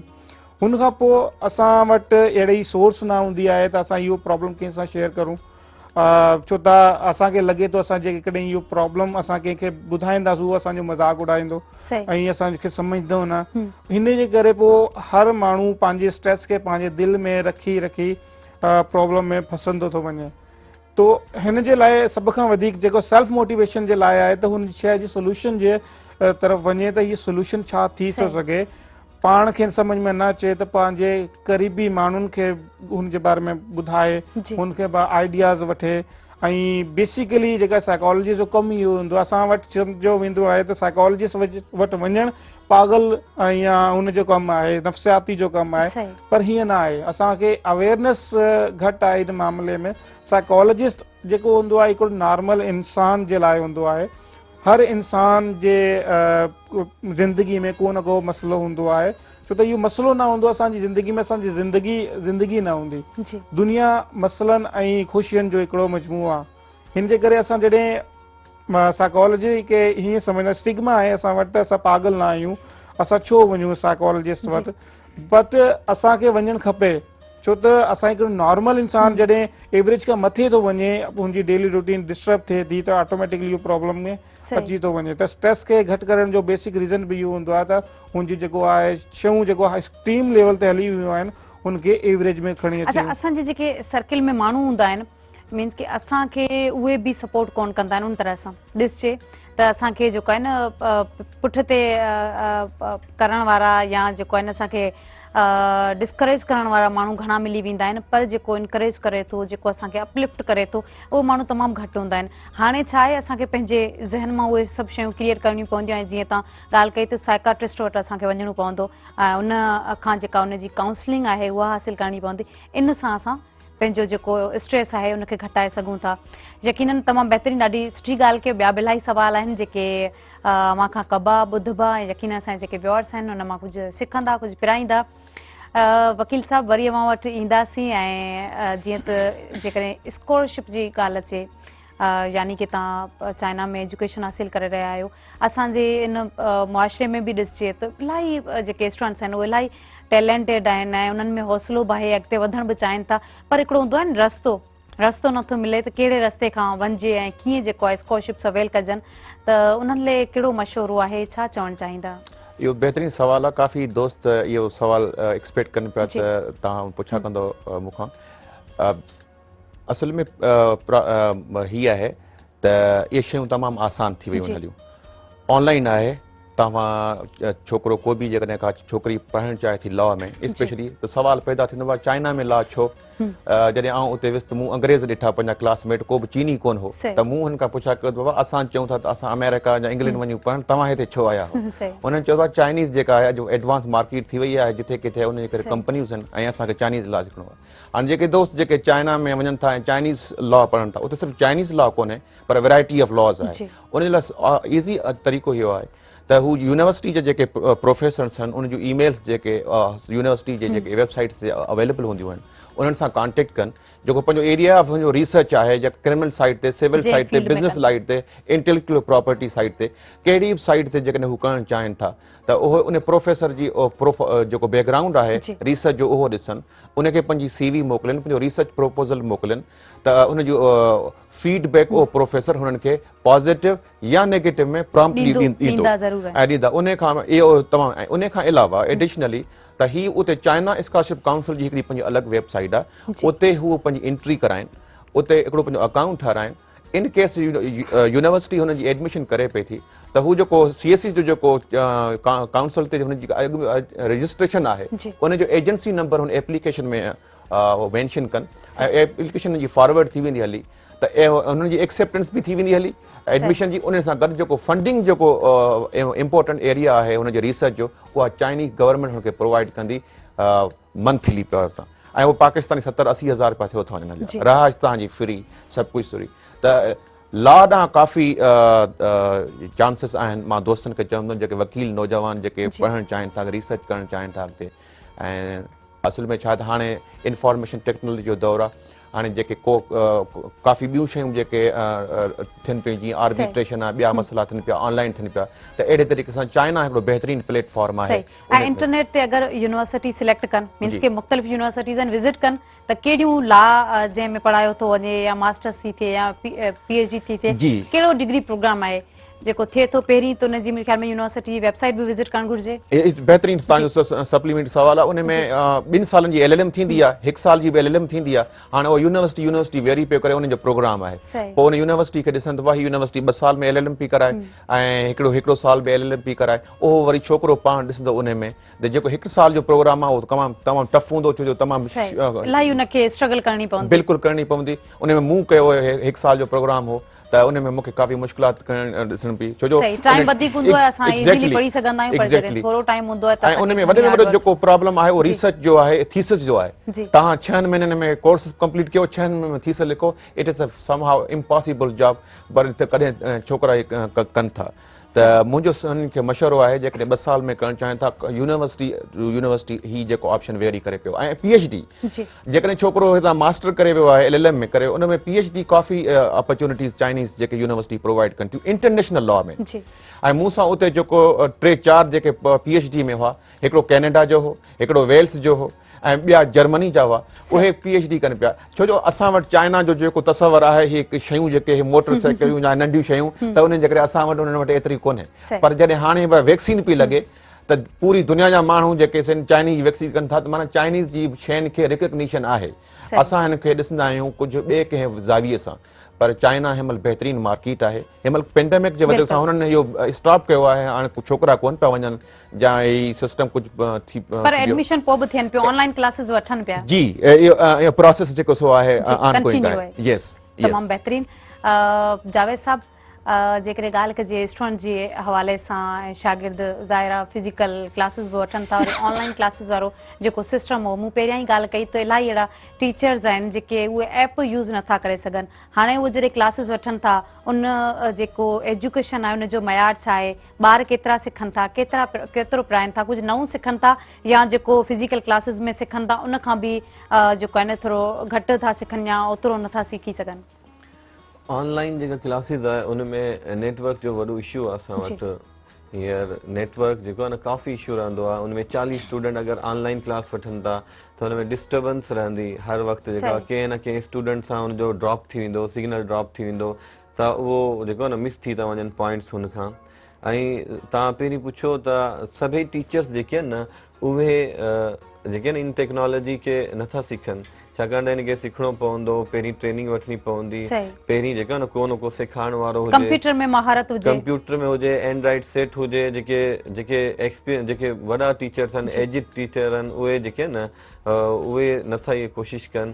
पर टेक्नोलॉजी खे अपनाइणु घुरिजे, टेक्नोलॉजी जो दौरु आहे, अप टू डेट हुअणु घुरिजे। कंडीशन्स कहिड़ी बि थी सघनि थियूं, त हुन में मजबूरी थी सघे थी, पढ़ाए सघिजे थो। सो ऑनलाइन खां जेका आहे न फिज़िकल बहितर आहे। फिज़िकल में फेस टू फेस जेका आहे स्टूडेंट खे ॾिसी सघंदो आहे टीचर, हुनजो फोकस।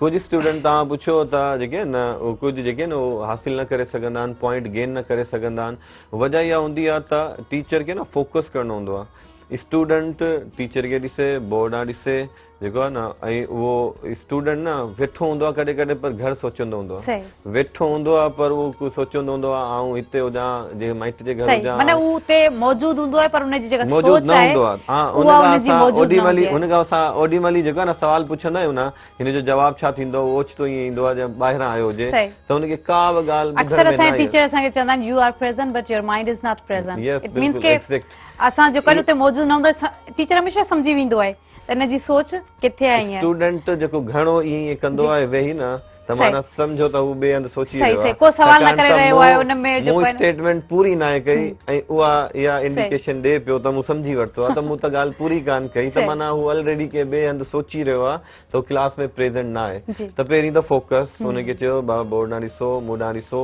जेका न जेको टॉपिक हली रहियो आहे, ऐं टीचर भी वॉकिंग टॉकिंग चॉकिंग माना ये सभु बिल्कुलु। बीठो न हुजे त हुनखे अट्रैक्शन हुजे स्टूडेंट खे त उहो कुझु न कुझु ॿार माना बोर थी वञनि उॿा ॾियणु शुरू करे मुंहिंजो ॾियनि सब्जेक्ट आहे केमिस्ट्री त केमिस्ट्री जेको आहे न उहो थोरो ख़ुश्क ड्राई बिल्कुलु फॉर्मुलास हूंदा आहिनि जेके यादि करण में इलाही महिनत स्टूडेंट हूंदी जो जेको आहे न फेवरेट न हूंदो आहे ॾाढो मुश्किल हूंदो आहे जेको आहे त आउं कोशिशि आई एम कंदो वन ऑफ आहियां देम सर चई सघो था तो ये काफ़ी ईअं हूंदा आहिनि घणो परसेंट जेको आहे उहे बसि मजबूरी में पढ़ंदा आहिनि बिल्कुलु। सिलेक्शन जे लाइ पढ़ंदा आहिनि त काफ़ी आउं भिरछा जो पहिरियों भिरछा जो माना एतिरो सारो वॾो शहर आहे हुनमें काफ़ी सारा डॉक्टर्स आहिनि इंजीनियर्स आहिनि ॿिया जेके आहिनि फील्ड में इलाही सारा आहिनि ऐं पहिरियों होसि जंहिं MSc केमिस्ट्री माना कई पहिरियों स्टूडेंट होसि हुते वियोसि त हुननि बि ॿुधायो त तव्हां पहिरियां आया आहियो हुन खां पोइ हाणे जेके आहिनि 3-4 थिया आहिनि त चवण जो मक़सदु त आउं कोशिशि कंदो आहियां त जेके डेली लाइफ में यूज़ थियनि था हुननि जो नालो हुननि जे यूज़ सां गॾु ॿुधायां त जीअं असां बेकिंग सोडा जेको आहे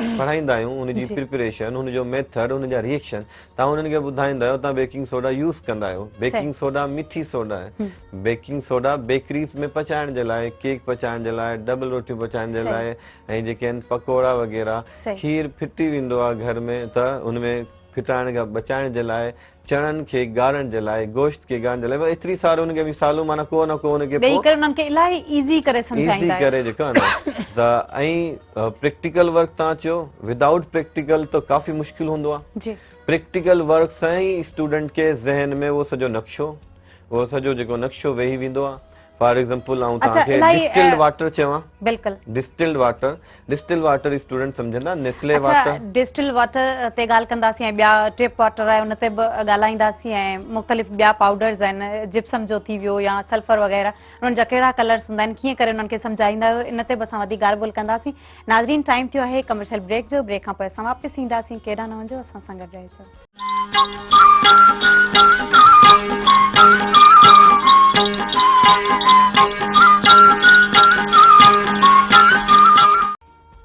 वेलकम बैक व्यूअर्स नाज़रीन जीअं तव्हां असांजो प्रोग्राम ॾिसी रहिया आहियो यकीनन इहो अव्हां लाइ इंफॉर्मेटिव हूंदो असां सां गॾु टीचर मौजूदु आहिनि उस्ताद यानी कि केमिस्ट्री जा ऐं केमिस्ट्री उहो सब्जेक्ट आहे जेको घणा अहिड़ा शागिर्द आहिनि जेके पसंदि कोन कंदा आहिनि मीन्स के थोरो ॾुखियो हूंदो आहे फार्मूलाज़ हूंदा आहिनि हुन में मुख़्तलिफ़ केमिकल्स हूंदा आहिनि हुन जो इस्तेमालु कीअं कजे ऐं उहे फार्मूलाज़ जेके आहिनि उन्हनि खे उन सां कैलकुलेशन मुख़्तलिफ़ हूंदियूं आहिनि त उन्हनि खे हल कीअं कजे असां सां गॾु टीचर मौजूदु आहिनि उहे इलाही पंहिंजे शागिर्दनि खे ईज़ी करे ॿुधाईंदा आहिनि सम्झाईंदा आहिनि त यकीनन हुन मां असां कुझु सिखी सघूं था पिराए सघूं था जावेद साहब ॻाल्हि थी रही हुई बेकिंग सोडा ते बेकिंग सोडा मिठी सोडा है बेकिंग सोडा उनखे easy करे इलाही शागिर्दनि खे था बेकरीज़ में इस्तेमाल थिए थो माना डेली रूटीन में इस्तेमाल थिए थो जेके शयूं असां जी डेली रूटीन में इस्तेमाल थियनि थियूं स्टूडेंट पाण उनखे इस्तेमाल करे थो खाए थो यूज़ करे थो त हुनखे पोइ आसान थिए थो अगरि हुनखे सिर्फ़ु इहे ॿुधाए छॾियो सोडियम बाइकार्बोनेट हूंदो आहे केमिकल नेम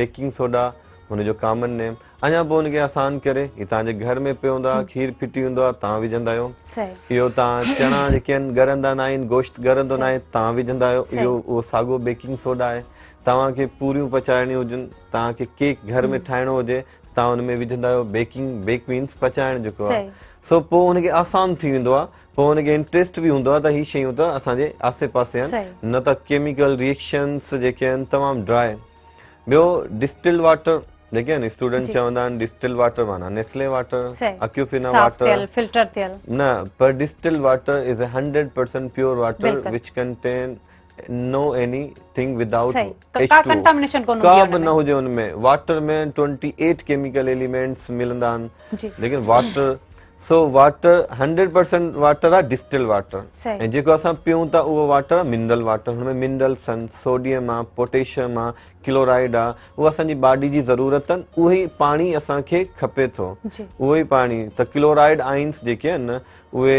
उहे पाणी में जेके आहिनि जरासीम खे मारींदा जंहिं पाणी में क्लोराइड आइंस न हुजनि हुनमें लखे जरासीम पैदा थी वेंदा आहिनि त chlorine is a best disinfectant itself so हाँ डिस्टिल वाटर न हुननि खे फर्स्ट ईयर क्लास में आऊं सरवरी इस्लामिया कॉलेज में प्रैक्टिकल कराईंदो आहियां अचो त असां टेप वाटर मां जेको डिस्टिल वाटर ठाहियूं हिकिड़ी डिस्टिलेशन असेंबली हूंदी आहे राउंड बॉटम फ्लास्क हुनमें अॻियां जेके आहिनि कंडेंसर लॻल हूंदा आहिनि शीशे जा ऐं टेप वाटर विझंदो आहियां हुनमें राउंड बॉटम फ्लास्क में ऐं कुझु चिप्स जेके आहिनि उहे कैल्शियम कार्बोनेट जा सो हीट ॾींदो आहियां हेठां सही। त वेरी सिंपल जेको टेप वाटर आहे हुनमें किचिरो आहे, हुनमें जेका सैंड आहे, हुनमें आयरन आहे, हुनमें इलाही सारी कंटामिनेंट शयूं आहिनि, इम्प्योरिटीज़ आहिनि। हाणे छा थींदो, उहो वाटर बॉइल थींदो, एवापरेट थींदो, एवापरेट थी उहो अॻिते ईंदो, अॻिते थी हिकिड़ो कंडेंसर लॻल हूंदो आहे। कंडेंसर जो कमु हूंदो आहे उहो वेपर्स खे लिक्विड में कन्वर्ट कंदो आहे। हेठि जेको आहे पोइ बीकर लॻल हूंदो आहे ऐं 15 मिंट में उहो सम्झी वेंदो आहे त हाणे इहो जेको वाटर मिलियो आहे इहो 100% डिस्टिल्ड वाटर, 100% प्योर वाटर आहे। हाणे मूं वटि जेको आहे न TDS मीटर बि आहे, तव्हांखे उहो चेक करायूं। असांजे हाला जो भिटशा जो पाणी जेको आहे न हुनमें 4000 TDS, 5000 TDS total dissolve salt. अगरि ही 1000 ताईं त आहिनि जेके आहिनि त माना ठीकु आहे, यूज़ करे सघजनि था व्यंजन जे लाइ जेका आहे। पर जेके आहिनि 160 ppm जेको आहे इहो Nestle water cafe international standard आहे। इहो इंटरनेशनल स्टैंडर्ड आहे, इहो पी सघिजे थो। ऐं जेको पोइ आउं हुनखे टेप वाटर में बि TDS चेक कराईंदो आहियां 2000, हाणे डिस्टिल वाटर में बि कराईंदो 0। हाणे इहो आहे डिस्टिल्ड वाटर, AC मां निकिरंदो आहे। वॾी एग्जाम्पल अगरि क्लास में बीठो आहे, एक्सपेरिमेंट न आहे त AC मां जेको वाटर पोयां निकिरंदो आहे इहो 100% प्योर H2O डिस्टिल्ड वाटर। त अहिड़ी शयूं जेके आहिनि प्रैक्टिकल जेके जेके थी सघनि उहे ॿार खे वधीक उनजो सॼो जेको आहे न खाको ठही वेंदो आहे, उनजो नक्शो ठही वेंदो आहे, पोइ हुनखे न विसरंदो आहे। थ्योरी विसरी वेंदी आहे, थोरी देरि खां पोइ जेका आहे उहे पॉइंटूं, उहे जेके आहिनि रिएक्शन्स विसरी वेंदा आहिनि। कुझु अहिड़ी शयूं आहिनि जेके ॿारनि खे इंट्रस्ट, हाणे 10-15 मिंट खां पोइ न हुनखे रिफ्रेश करिणो आहे। लगातार 40 मिंट ॿार न वेही सघंदा, ॾिसी सघंदा बोर्ड खे, रिएक्शन खे, त हर 10-15 मिंट खां पोइ असांखे हुनखे रिफ्रेश करिणो हूंदो आहे। माना को अहिड़ी का ॻाल्हि चई छॾी, फॉर एग्ज़ाम्पल कुझु केमिकल रिएक्शन अहिड़ा आहिनि जेके तमामु घणा जेके आहिनि, कुझु कंपाउंड अहिड़ा आहिनि जेके तमामु घणा इंट्रस्ट पैदा कनि था। लाफिंग गैस, लाफिंग गैस जेका आहे न उहा N2O विद अनइमोशनल लाफिंग पैदा कंदी आहे। लाफ्टर प्रोग्रामनि में अक्सर हूंदी आहे। इंटरनेशनल गैस आहे, पाकिस्तान में त मिले बि नथी। अगरि हिनखे स्प्रे कयूं न त पाण खिलंदा। इहो यकीन नथो अचे, ॿार यकीन नथा कनि, पाण कीअं खिलंदा। पोइ असां हुनखे ॿी मिसाल ॾींदा आहियूं त जीअं टीयरिंग गैस आहे, जीअं बसर मां जेका आहे न क्लोरीन बेस्ड गैस निकिरे थी, बसर तव्हां कटियो था त पाण टीयर्स निकिरनि था, उहे बि था। ऐं पुलिस वारा जेके उहो टीयर गैस उछलाईंदा आहिनि हुनमें टीयर्स निकिरनि था। त टीयरिंग गैस जेका आहे उहा गैस वेंदी आहे अखियुनि में मौजूदु टीयर ग्लैंड्स खे एक्टिव करे छॾंदी आहे, टीयर्स निकिरणु शुरू थी वेंदा आहिनि। उहे पोइ एक्सेप्ट कंदा, हा ईअं थिए थो। बसर वारो एक्सपेरिमेंट सभु कंदा आहिनि, हुननि खे पंहिंजे घर में थिए मिले थो। पोइ लाफिंग गैस बि छा कंदी आहे, लाफिंग गैस स्मेल कंदा आहियूं त दिमाग़ जे हुन हिसे खे जेको खिलराईंदो आहे हुनखे एक्टिव करे छॾंदा आहिनि, उहो पाण खिलंदा आहिनि। तमामु बहितरीन, ॾाढी सुठी ॻाल्हि खे ॾाढो सुठो करे सम्झायो पिया, ॿुधायो पिया। यकीनन जेको प्रैक्टिकल वर्क आहे उहो तमामु घणी अहमियत रखे थो। असां सां गॾु साइकोलॉजिस्ट बि प्रोग्राम में मौजूदु आहिनि। अच्छा सर, जेकॾहिं रांदियूं आहिनि, मुख़्तलिफ़ रांदियूं आहिनि, उहे भला केतिरी अहमियत रखनि थियूं इंसान जी ज़िंदगी में? एक्चुअली रांदियूं जेका आहिनि इहो तमामु घणी अहमियत रखे थी, बिकॉज़ जीअं पहिरीं ॻाल्हि तव्हां कई त प्रैक्टिकल जेका आहे उहो हिन में सिखे थो इंसानु घणो। छो त डिफरेंट टाइप ऑफ लर्नर्स हूंदा आहिनि हिकिड़ी क्लास जे अंदरि। हिकिड़ी क्लास में सभु हिकु जहिड़ा न हूंदा, हुन जी लर्निंग एबिलिटी डिफरेंट हूंदी।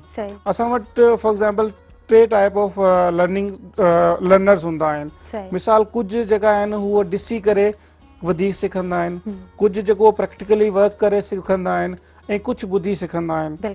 त हिन करे जेको असांजी क्लास में 3 क़िस्म जा इहे शयूं हूंदियूं, टीचर ॿुधाए बि पियो, ॾेखारे बि पियो, ऐं हुन में प्रैक्टिकल वर्क बि कराए पियो, त उहो सभिनी जे लाइ लर्निंग थींदी, सभु हुन में करे सघंदा। ऐं हिन खां पोइ तव्हांजो सुवाल जेको आहे त रांदियूं जेका आहिनि असांजे मेंटल हेल्थ खे इम्प्रूव करे थियूं, बिकॉज़ असांजा जीअं असां जिम में वेंदा आहियूं असांजा मसल स्ट्रॉन्ग थींदा आहिनि। हिन जे करे हिन तरह असां जेका रांदियूं कंदा आहियूं असांजा मेंटल मसल जेका आहिनि उहे स्ट्रॉन्ग कंदियूं आहिनि। हिन जे करे असांखे जेका असांजी एबिलिटी हूंदी आहे इहो वधे थी, ऐं लर्निंग वधे थी, हिन जा असांखे फोकस वधे थो, ऐं हिन खां वधीक असां सिखी था सघूं। ऐं हिन में सभ खां वधीक जेको पूरे ॾींहं में तव्हां वटि हिकिड़ो कलाकु अहिड़ो हूंदो आहे जंहिंमें तव्हांजो जो मेंटल एबिलिटी हूंदी आहे, मेंटल मसल्स आहिनि 100% पीक ते हूंदा आहिनि। उहो वक़्तु आहे सुबुह जो 5 खां वठी 6 बजे ताईं। सुबुह फजर जो टाइम असांजो इस्लाम बि चए थो सुबुह जो फजर जो टाइम तमामु सुठो टाइम हूंदो आहे, ऐं साइंस बि हिन शइ खे मञे थी त सुबुह 5 खां वठी 6 बजे ताईं असांजो मेंटल एबिलिटीज़ जेका आहिनि पीक ते हूंदियूं आहिनि। हुन में जेकॾहिं असां ॿाहिरि वञूं था, नेचुरल एनवायरनमेंट में वञी रांदि कयूं था या जॉगिंग कयूं था, तो असांखे बाक़ी जेका 23 कलाक पूरे ॾींहं जा आहिनि हुन खां वधीक उहो हिकिड़ो कलाकु सुठो हूंदो असांजे लाइ। सही त उहा लर्निंग असांजी वधंदी। तो मेंटल एबिलिटीज़ जेका आहिनि इंक्रीज़ थींदियूं आहिनि रांदियुनि सां, ऐं इमोशन्स तव्हांजा इंक्रीज़ थींदा आहिनि। चओ था हिकिड़ो माण्हू डिप्रेस आहे, परेशान आहे, हुनजे को कमु न आहे, ऐं असल में उनखे जॾहिं असां राव कंदासीं कुझु खेॾण जे लाइ, रांदि करण जे लाइ, ऐं फिज़िकल एक्टिविटी मोस्टली असां इहो प्रेफर कंदा आहियूं। फिज़िकल एक्टिविटी सां हुनजो माइंड डाइवर्ट थींदो, हुनजो जेको सोचियूं हुनखे परेशान कनि पियूं, ऐं हुनजा जेका प्रॉब्लम्स हुनखे ज़हन में हलनि पिया, उहो हुन थोरी देरि जे लाइ पंहिंजी एबिलिटी सां प्रैक्टिकली न सिर्फ थोरी देरि लाइ, पर मुंहिंजे ख्याल में जेके 23 कलाक बाक़ी रहंदड़ आहिनि उहे बि सुठा गुज़रंदा। डेफिनेटली इहो असांजे ज़हन में मस्बत सोचूं क्रिएट थींदियूं आहिनि, त उन तरह असां जेको आहे न असां अॻिते वधण जी असां में हिकिड़ो ख़्वाहिश पैदा थींदी आहे, जंहिंखे असां चवंदा आहियूं त एम्बिशन हिकिड़ो असांजे अंदर में पैदा थींदी आहे, कुझु करे सघंदा आहियूं, कुझु करे गुज़रंदा आहियूं। वकील साहब, चाइना जी स्टडी जी ॻाल्हि कजे त उते केतिरा कलाक आहिनि, जेको केतिरा आवर्स आहिनि जेको स्टडी मीन्स के तव्हां क्लासिस में हूंदा आहियो, क्लास वठंदा आहियो या प्रैक्टिकल वर्क कंदा आहियो? इहो तव्हांजो वरी शानदार सवाल आहे। असांजे कंपैरेटिव व्यू ॾिजे त असां उते क्रेडिट आर्ट सिस्टम आहे। तव्हां वीएन क्रेडिट आर्ट जो तव्हांजो प्रोग्राम, मास्टर जो प्रोग्राम आहे या पीएचडी जो प्रोग्राम आहे, सेमेस्टर वाइज तव्हां केतिरा सब्जेक्ट खणी उनखे तव्हां क्रेडिट आर्ट्स पूरा कयो था, त जेकॾहिं तव्हां क्रेडिट आर्ट्स तव्हां अचीव करे छॾिया त जेको तव्हांजो रेस्ट ऑफ जेको टाइम बचे थो, तव्हां 1 साल में कया, 1.5 साल में कया, जेकॾहिं प्रोग्राम तव्हांजो 3-4 साल जो पीएचडी जो आहे, त रेस्ट ऑफ जेको तव्हांजो टाइम आहे उहो वास्ट टाइम आहे, उहो वरी तव्हां उन में रिसर्च करे सघो था। अच्छा सर, हिते ई बस असां हितां वरी कंटिन्यू कंदासीं, छो जो असां सां गॾु लाइव कॉलर मौजूद आहिनि। हेलो, अस्सलाम वालेकुम। वालेकुम सलाम, अरशद खान ॻाल्हायां थो शिकारपुर खां। भली कार चवंदासीं, प्रोग्राम सुबह महिराण में कीअं आहियो? ठीकु आहियो? शुक्र अल्हम्दुलिल्लाह, तव्हां छा ठीकु आहे? अल्हम्दुलिल्लाह, ख़ुशि आहियूं। छा चवणु चाहींदा आहिनि प्रोग्राम में? मसइलो इहो आहे असांजो मैडम, मूंखे विरासत सर्टिफिकेट वठणो आहे, जो कीअं तरीक़ेकार आहे, काॾे वञिणो पवंदो आहे? अच्छा, वकील साहब खां पीउ गुज़ारियो आहे मुंहिंजो जी, विरासत सर्टिफिकेट लाइ अप्लाई करणो आहे, कीअं वठूं? बिल्कुलु इन जो अव्हांखे सवाल जेको आहे न, सवाल जो जवाबु वठी ॾींदासीं। थैंक यू, अव्हां कॉल कई प्रोग्राम में शरीक थिया।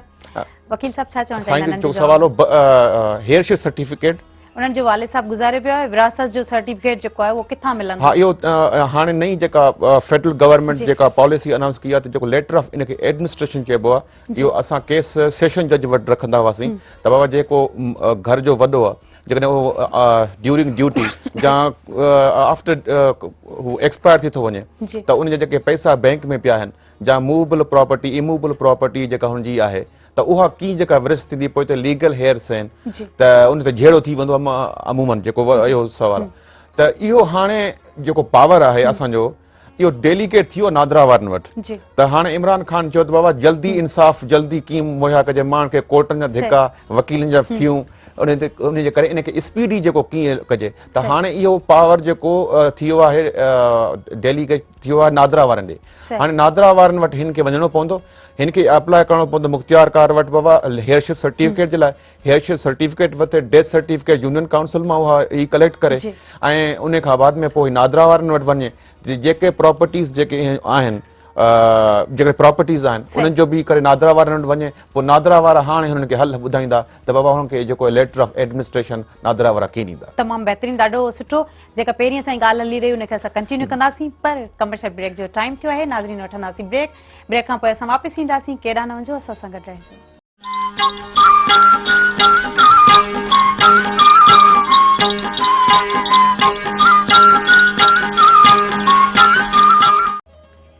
हिकु दफ़ो ॿीहर भलीकार प्रोग्राम सुबह महिराण में नाज़रीन मुख़्तलिफ़ मौज़ूअनि ते ॻाल्हि ॿोल थी रही आहे, ऐं यकीनन तालीम जे कॾहिं उनजी ॻाल्हि कजे त इलाही असेंशियल टॉपिक आहे असां लाइ, उनखे टारे ई नथो सघिजे।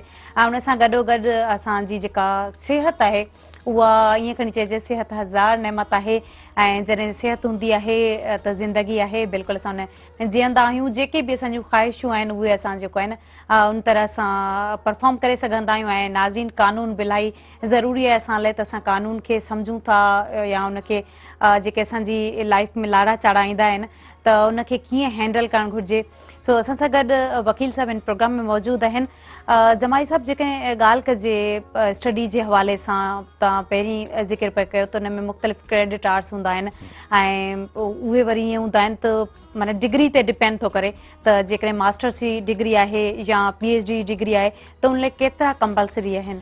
उहे इहो वेरी करे थो मास्टर ऐं PhD। जेकॾहिं तव्हां मास्टर में आहियो त उहो तक़रीबन तव्हांखे 20 क्रेडिट आवर्स तक करणा आहिनि, 20 या 18-20 इन अराउंड आहे। ऐं PhD में वरी आउं सरप्राइज़ हुयुसि त तक़रीबन असांखे 17 उन त उहे बि इन ई। पर उनजो अक्सर इहो तव्हांजो सुवाल वरी बहितर आहे, इहो पुछा कयो पर क्रेडिट आवर जो त उहो एक्चुअली कवर करिणो आहे असांखे थियरी खे, ठीकु। त उन खां बाद में जेको यूनिवर्सिटी जो जेका हुनजी जेका पंहिंजो ऑब्जेक्टिव आहे त इहो रखी करे ऐं वास्ट टाइम स्टूडेंट खे ॿियो छो था ॾियनि, वॉन्डरिंग जो टाइम न आहे, उहो घुमण जो न आहे, उहो आहे रिसर्च जो टाइम आहे। जो रिसर्च जो जेको टाइम आहे ऐं उनजो पीरियड आहे उहो तमामु डिफिकल्ट आहे। ऐं उहो मुंहिंजे ख्याल में हुन जेको मूंखे तजुर्बो आहे लिखण जो बनस्बति जेको सुपरवाइज़र सां रहे पियो थो, कोरेस्पॉन्डिंग रहे पई थी, उहो तमामु ॾाढो उनजे करे क्रेडिट आवर्स जेके आहिनि उहे तमामु 16 आहिनि, 20 ऐं तक़रीबन एतिरा रहनि था। उहे अची करण खां बाद में जेको वॾो टाइम मिले थो उहो मिले थो रिसर्च जो। सही। अच्छा, असां वटि रिसर्च जो छा हूंदो आहे, हिकिड़ो टाइम हूंदो आहे त भई 2 बजे छुटी थी वई या 3 बजे छुटी थी वई, छा चाइना में बि आहे? इहो बहितरीन सवाल आहे वरी तव्हांजो। त उते को बि इहे सिस्टम जो कोन्हे। असां वटि जीअं तव्हां हिन स्टूडियो में पाण वेठा आहियूं, तक़रीबन 4-5 स्टूडेंट, पोइ बीच में अचे थो प्रोफेसर, उहो लेक्चर ॾे पियो थो, पोइ उते डिस्कशन थींदी आहे। उहा डिस्कशन थियण खां बाद में जॾहिं उहो क्लास पूरो थी वियो, जो रेस्ट जेको टाइम मिले थो त उहो छोकिरो वञे थो हलियो यूनिवर्सिटी उनमें लाइब्रेरी में। और लाइब्रेरी में तक़रीबन उते तव्हांखे 5-6 जेके सर्चिंग इंजन्स आहिनि। हाणे सर्चिंग इंजन्स पाकिस्तान में हिकिड़ी बि कोन्हे। पाकिस्तान जेके आहिनि इस्लामाबाद जी यूनिवर्सिटी लॉ में उते सर्चिंग इंजन कान्हे। इहो तव्हां सरप्राइज़ थी लॻंदो। उते हेन ऑनलाइन आहे, वेस्ट लॉ जर्नल आहे, हुननि जा पंहिंजा काफ़ी आहिनि। न्यूयॉर्क जेके जेका ॿिया यूनिवर्सिटीज़ आहिनि उन्हनि ते हुननि जी जेका पंहिंजी कोलेबोरेशन आहे त उन में छोकिरनि खे एक्सेस आहे, जेको हू मटीरियल जेके उते हू रिसर्च में लिखनि था, जर्नल्स में लिखनि था, उहो उते छोकिरा पढ़ी सघनि था। उनजो पंहिंजो उहो उन्हनि जो व्यू पॉइंट पढ़ी करे ऐं पोइ पंहिंजो व्यू पॉइंट उन पेपर में लिखनि था त साईं छा चयो, फलाणे छा चयो, त उन खे करे उहो पंहिंजो जेको पेपर जेको बहितरीन कंहिं जर्नल में पब्लिश कराइनि था। ऐं असां वटि पाकिस्तान में उहो पेपर जो कॉन्सेप्ट ई कोन्हे। हिते यूनिवर्सिटियुनि वटि पंहिंजो पेपर ई कोन्हे। सही। अच्छा, चाइना में वीकली मीटिंग्स भी थींदियूं आहिनि। छो पाण चाइना यूनिवर्सिटी में PhD थी करियां त उते वीकली मीटिंग्स हूंदियूं आहिनि। उन सां गॾोगॾु राति जो 10 बजे ताईं क्लासिस बि हूंदा आहिनि, थी सघनि था। ऐं जेके लेबोरेटरीज़ आहिनि उहो बि खुलियल रहंदियूं आहिनि त जीअं ॿार जेके पंहिंजो रिसर्च वर्क कनि था उहो कंप्लीट करे सघनि। ऐं जेके लाइब्रेरीज़ हूंदियूं आहिनि उहो बि 10 बजे ताईं खुलियल हूंदियूं आहिनि। सो इहो तमामु बहितरीन जेको आहे हिकिड़ो एजुकेशन उन्हनि जो सिस्टम आहे। ऐं मुख़्तलिफ़ मेथड्स आहिनि स्टडी जा, सिखण जा, ऐं जेके की असां पहिरायूं अॻिते वधी सघूं था। सर टीचर आहिनि असां सां मौजूदु, राजपूत साहब इन प्रोग्राम में। राजपूत साहब, जेकॾहिं ॻाल्हि कजे ॿारनि जी त मुख़्तलिफ़ मेथड सां उन्हनि खे पढ़ाए थो सघिजे। त लेक्चर डिलीवरिंग आहे, प्रैक्टिकल वर्क आहे, ॿार सेल्फ स्टडी करे सघनि था। ऐं टीचर्स खे इलाही मेथड्स आहिनि उन्हनि खे फॉलो करे ऐं ॿारनि जी ज़हनियत ॾिसे त उहो कहिड़े ज़हन जो आहे ऐं उहो कहिड़ियूं शयूं आहिनि, कहिड़ी तरह सां उन्हनि खे कैच थो करे सघे। अच्छा, उन खां अलावा हिकिड़ी वेबसाइट बि ठाही आहे, उन ते बि ॻाल्हि ॿोल कंदासीं त जेके मेडिकल स्टूडेंट आहिनि या उन खां अलावा जेके इंजीनियरिंग जा स्टूडेंट्स आहिनि त उहे पंहिंजे पाण खे पंहिंजी टेस्ट कीअं था करे सघनि। यानी कि जेको स्टडी कंदा आहिनि, जेको पढ़नि था, पोइ भले उहे मुख़्तलिफ़ सेंटर्स में पढ़ंदा हुजनि या पाण सेल्फ स्टडी कंदा हुजनि या जेके फर्स्ट इंटर जा क्लासिस वठी करे उन मां जेको सिखिया आहिनि उन जी टेस्ट कीअं था वठी सघनि। जी बिल्कुलु। मूं हिकिड़ी वेबसाइट ठाही आहे, गूगल ते साइट ठाही आहे, जंहिंमें मूं हिकिड़े पेज ते ई क्लास 9th खां वठी ECAT ऐं MCAT जी सभिनी चैप्टर्स जी टेस्ट रखी छॾी, माना होल कोर्स। सभ खां वधीक त नीड थी 9th ऐं मैट्रिक खे। फर्स्ट इंटर में कॉलेज साइड प्रोफेसर्स हूंदा आहिनि, पढ़ाईंदा आहिनि, पर असां वटि जॾहिं फर्स्ट ईयर में उहो ॿारु ईंदो आहे न, असां जोश थी नई एडमिशन में काफ़ी सारा ॿार ईंदा आहिनि।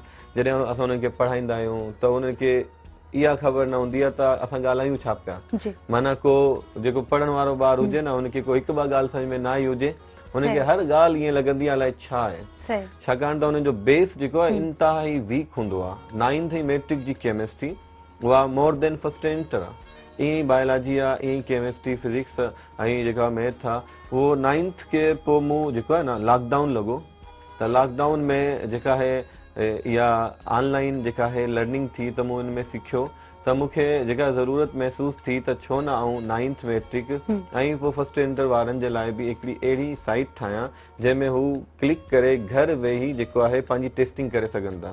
तो हैदराबाद में हू कहिड़े बि कॉलेज में पढ़ंदड़ हुजे, उहो सखर पढ़ंदो हुजे, कराची पढ़ंदो हुजे, किथे बि पढ़े थो, पूरे सिंध जो सिलेबस साॻियो आहे। 9th क्लास जो स्टूडेंट आहे, अगर हू किथे भी चैप्टर नंबर 3 पढ़े तो हुनजो टीचर हुनखे चैप्टर नंबर 3 पूरो पढ़ाए चुको आहे, त हाणे हू पंहिंजे पाण खे चेक करणु चाहे थो त छा कंदो। त हिकिड़ो त तरीक़ो आहे त आऊं पर्सनल उनखे लिंक मोकिलियां, पर इहो पर्सनली सभिनी सां मुंहिंजो ताल्लुक न आहे, पंहिंजे शहर वारनि खे, ज़िले वारनि खे ॾेई सघां थो। पर मूं हिकिड़ो चैनल बि हिन सां गॾु ठाहे छॾियो त केमिस्ट्री विथ जावेद हुसैन। हुन चैनल में हर वीडियो जे डिस्क्रिप्शन में, हर वीडियो जी डिस्क्रिप्शन में मूं उहा वेबसाइट जी लिंक ॾेई छॾियो त तव्हांखे ऑनलाइन टेस्टिंग करणी हुजे त तव्हां हिनखे क्लिक कयो। स्टूडेंट हुनखे क्लिक कंदो त जेको आहे मुंहिंजो पेज खुलंदो, हुन ते मुंहिंजो पहिरीं इंट्रोडक्शन हूंदो, जावेद हुसैन राजपूत, पोइ हेठि जेको आहे व्हाट्सएप जो निशान हूंदो, कंहिंखे बि को क्वेश्चन आहे त उते क्लिक कंदो डायरेक्ट मैसेज ईंदो। हुन खां हेठि जेको आहे रेड कलर जो यूट्यूब जो निशान हूंदो, त हुनखे क्लिक कंदो त मुंहिंजी वीडियोज़ अची वेंदियूं। 50-60 वीडियोज़ मूं फ़िलहाल रखियूं आहिनि, त आस्ते आस्ते हुनखे आऊं रखां थो त इहो हिकिड़ो चैप्टर पूरो आहे बिल्कुलु सीरीज़ में, हिकिड़े लेक्चर हिकिड़े टॉपिक खां वठी आख़िरी टॉपिक ताईं। पोइ हेठि ईंदा न बटन्स आहिनि, 9th matric, first year, inter, EK टेमकेड, पास कोड, टेस्ट जो पासवर्ड बि आहे, ऐं सभिनी टेस्टनि जो पासवर्ड मूं हिकिड़ो ई करे छॾियो आहे, 5555, 4 दफ़ा 5, 4 दफ़ा 5। जीअं ई स्टूडेंट 9th क्लास जो आहे, 9th खे क्लिक कंदो, पूरा ई जेके आहिनि 18 चैप्टर खुली वेंदा। उनमें टेस्ट फ्रॉम बेसिक टर्म्स, पहिरीं टेस्ट हूंदी बेसिक टर्म्स मां चैप्टर 00, माना एटम छा आहे, एलिमेंट छा आहे, मॉलिक्यूल छा आहे। सो पोइ माना उहो हुन 5 चैप्टर पढ़ियो आहे, त 5 चैप्टर खे उहो क्लिक कंदो, हाणे ॿी टेक्नोलॉजी हुन में खुली वेंदी, टेस्ट मोड्स जी। हुन ते पंहिंजो नालो लिखंदो, पासवर्ड लिखंदो, टेस्ट ओपन थी वेंदी। टेस्ट ओपन थींदी, हुनजे साम्हूं स्क्रीन ते सवाल ईंदा ऐं हेठि टाइम हलंदो, 15 मिनट टाइम आहे, त उहो पढ़ंदो, हुनखे क्लिक कंदो, अटेम्प्ट कंदो, ईअं आख़िर में सबमिट जो ऑप्शन हूंदो। जीअं सबमिट कंदो न, with in a second result अची वेंदी। फॉर एग्जाम्पल जेको आहे नादिर जेको आहे उहो अटेम्प्ट कया, हुनजा 27 सही थिया, 30 मां 95% रिज़ल्ट आहे, हुनजा एतिरा ग़लति थिया, एतिरा सही, उहो ग़लति बि अची वेंदा, सही बि अची वेंदा, हुनखे रिज़ल्ट उते जो उते मिली वेंदी। त पंहिंजो हिकिड़ो चेक एंड बैलेंस उहो करे सघिजे थो। अहिड़े क़िस्म जी टेस्टूं कोचिंग में वठंदा आहिनि, त उहो बहिराड़ी जा जेके आहिनि, जीअं असांजे डिस्ट्रिक्ट में के निज़ामाणी जेके ॻोठ आहिनि, लगाड़ियुनि जा ॻोठ आहिनि, बुगियुनि जा ॻोठ आहिनि, जेके आहिनि उते आऊं विया, उते सेफ जा स्कूल्स आहिनि गवर्नमेंट जा जेके आहिनि कोलिब्रेशन सां, त उते आऊं विया, हुननि खे मूं ॿुधायो आहे, हुननि खे मूं जेको आहे सॼो तरीक़ो ॿुधायो आहे, एक्सेस ॾिनो आहे, त सभई हंड्रेड्स ऑफ स्टूडेंट जेके आहिनि रोज़ाना इहो टेस्टूं कनि था। पर मुंहिंजी लिमिट जेका आहे डिस्ट्रिक्ट मटियारी ऐं डिस्ट्रिक्ट नौशहरो फिरोज़ हुई, पर हाणे मेहरान टीवी सां जेका आहे न, मेहरान टीवी जे जेके थ्रू ऐं माशाल्लाह हाणे पूरे सिंध में जेको आहे इहो ऐं जेको आहे ॿुधाए न हुनजो मोबाइल नंबर लॻंदो, न हुनजी ईमेल लॻंदी, को प्राइवेसी न आहे, त बसि सिर्फ़ु को फर्ज़ी नालो ABC लिखी बि जेको आहे न, को A लिखी, को C लिखी पंहिंजी टेस्ट करे सघे थो। ऐं हुनखे हिकिड़े चैप्टर जी सुठी जेका आहिनि चेक एंड बैलेंस थी वेंदी आहे, एक्सरसाइज़ जा जेके आहिनि उहे सवाल थी वेंदा आहिनि। हाणे उहो तयारी करे पंहिंजी टीचर जी जेका आहे न टेस्ट ॾे न, त हुनखे वॾो फ़र्क़ु पवंदो। तमामु बहितरीनु, ॾाढो सुठो। अच्छा सर, हाणे त टीचर आहियो, तव्हां पाण ॿारनि खे पढ़ायो था, पर अव्हांजो बि शागिर्दी वारो दौरु गुज़रियो हूंदो ऐं नंढपण जेको आहे उहो हरकतनि में गुज़रियो, मुख़्तलिफ़ शरारतूं कंदे, या शरीफ़ ॿार हुया? साईं जेको आहे एहसन महमूद साहब जेकी ॻाल्हि चई था, प्लेइंग जेका आहे, रांदियूं जेके आहिनि उहे तमामु ज़रूरी आहिनि, रांदियूं तमामु ज़रूरी आहिनि जेके आहिनि माइंड जी जेका डेवलपमेंट जे लाइ, मेंटल जेका आहे डेवलपमेंट जे लाइ, ग्रोथ जे लाइ। उहे जेके ॿार रांदि खेॾंदा आहिनि न, उहे पढ़ण में बि शार्प हूंदा आहिनि, उनखे ख़बर हूंदी आहे एंगल्स जी, शार्प हूंदा आहिनि, उहे शार्प तेज़। त मेडिकल ऐं जेके सुठी यूनिवर्सिटीज़ आहिनि उन में लॉजिक ईंदा आहिनि, सवाल थोड़ा घुमाए ईंदा आहिनि त उहो जेको रटाफिकेशन वारो जेको जंहिंजो दिमाग़ तेज़ न आहे न उहो मुंहिंजी थोरो चेंज कयो न सवाल मुंहिंजी पवंदो।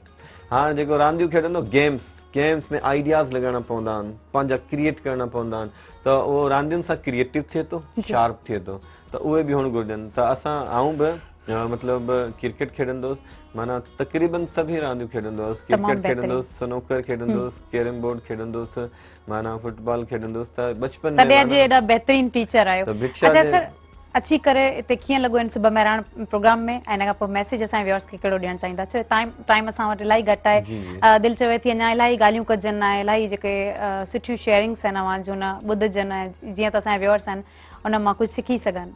तमामु सुठो लॻो मेहरान टीवी ते अची, ऐं शुक्रगुज़ार आहियां जो असांखे दावत ॾिनी, ऐं इहो मुंहिंजो फर्स्ट एक्सपीरियंस हो ऐं तमामु सुठो लॻो। इन सां मूं पंहिंजा जेके आहिनि एक्सपीरियंस शेयर कया, ऐं उहे जेके परे परे हुआ, जेके स्टूडेंट्स काफ़ी साल थी विया, उहे जेके आहिनि स्टूडेंट आहिनि, स्टूडेंट त जिते किथे मौजूदु हूंदा, ॻोठनि में मौजूदु हूंदा, शहरनि में मौजूदु हूंदा, सो उन्हनि खे कुझु मुंहिंजी तरफ़ां को फ़ाइदो थी वञे मेहरान टीवी जी तवसुल सां। तमामु बहितरीन। सो त उन्हनि खे इहा वेबसाइट जेका आहे केमिस्ट्री विथ जावेद हुसैन सां मिली वेंदी। ॾाढो सुठो मैसेज तव्हांजो, ऐं यकीनन असांजा व्यूअर्स आहिनि उहे हिन मां कुझु सिखंदा, कुझु पिराईंदा। जमाली साहब सभ खां पहिरीं अची करे हिन में प्रोग्राम में कीअं लॻो, ऐं ॿियो त तव्हांजो नंढपण कीअं गुज़रियो, अगरि शेयर करणु चाहियो असां सां? क्वेश्चन तव्हांजा ॿ आहिनि बहितरीन ऐं इंटरेस्टेड। त मेहरान टीवी जो वॾो एहसान आहे असांखे इनवाइट कयो पहिरियों दफ़ो, ऐं तव्हां सां मूंखे तव्हां बि डॉक्टर आहियो, तव्हां पढ़ो पिया फॉरेन में, चाइना में, सो तव्हां सां मिली ख़ुशी थी।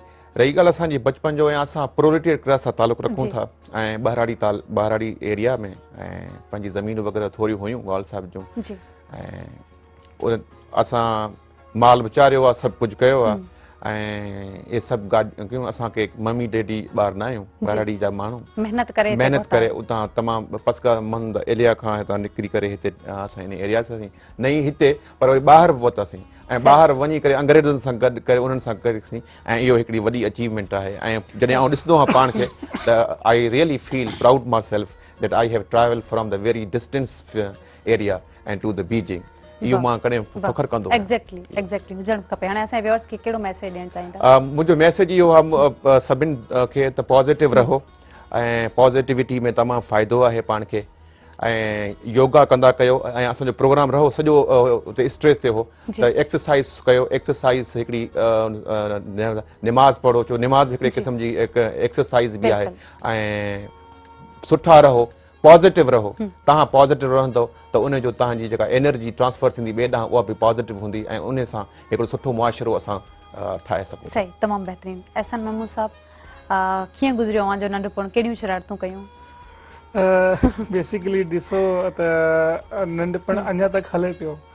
अञा मां घर में सभ खां नंढो आहियां, ऐं शरारतूं अञा बि कंदो आहियां, घर में तंग बि कंदो आहियां, ऐं इहो जेसिताईं तव्हां शरारतूं कंदा रहंदासीं, तव्हां जेका आहे रिलैक्स रहंदासीं, तव्हां ख़ुशि रहंदा, तव्हां सां ॿिया कुझु तंग थींदा, पर जेका आहे तव्हां शरारतनि में, उहो मोहबतनि में उहो मज़ो ईंदो। ॾाढी सुठी ॻाल्हि कयो। मीन्स की असां जॾहिं थोरा एज असांजी वॾी थींदी आहे त पोइ असां महदूद थी वेंदा आहियूं, पंहिंजे पाण खे उन्हनि सभिनी शरारतनि खां झले छॾींदा आहियूं, त इन सां बि असांजो जेको स्ट्रेस आहे उनजो इज़ाफ़ो थिए थो। हाणे अची करे हिन प्रोग्राम में कीअं लॻो, असांजे व्यूअर्स खे मैसेज कयो? सभ खां पहिरीं त मां मेहरान टीवी ऐं हिनजी पूरी टीम जो शुक्र अदा करणु चाहियां त हुन असांखे हिते मौक़ो ॾिनो अचण जो, ऐं पंहिंजा ख़्यालात एक्सप्रेस करण जो मौक़ो ॾिनो, ऐं हिन जे मेहरान टीवी जे तवसुस सां जेका आहे सॼो सिंध असांखे ॾिसे पियो, ऐं असां जेका जंहिं क़ाबिल हुआसीं असां हुन ते कयूं पिया ॻाल्हि। ऐं बाक़ी व्यूअर्स जे लाइ मैसेज इहा आहे त ख़ुशि रहो, पंहिंजे गॾु वारनि खे ख़ुशि रखो। असांजी हेल्पिंग माइंड जेको टैगलाइन आहे, असांजो मोटो बि आहे स्प्रेडिंग स्माइल्स। असां मुस्कुराहटूं जेको बिखेरियूं था, ऐं ख़ुशी कयो जेको तव्हां सां गॾु आहे, तव्हां सां उनखे एक्सेप्ट कयो। हुन 100 बुरायूं आहिनि, पर जेकॾहिं उनमें उनमें जेके अच्छाइयूं आहिनि पॉजिटिविटी आहिनि जेको सुठायूं आहिनि बिल्कुलु। उन ते असांखे गौर ॾियणु घुरिजे ख़ूबसूरती ॻोल्हणु घुरिजे तमामु बहितरीन थैंक यू सो मच तव्हां टिनी महिमान जी भली असां जेको प्रोग्राम आहे ॾाढो सुठो रहियो मुख़्तलिफ़ टॉपिक्स ते ॻाल्हि ॿोल थी असांजे व्यूअर्स बि घणो कुझु पिरायो हूंदो नाज़रीन हाणे ज़ोया बलोच ऐं पूरी टीम खे ॾींदा इजाज़त वरी नई सुबुह सां नवनि महिमाननि सां नवनि ॻाल्हियुनि सां नवनि मौज़ूअनि सां साम्हूं हाज़िर थींदासीं तेसिताईं अल्लाह हाफ़िज़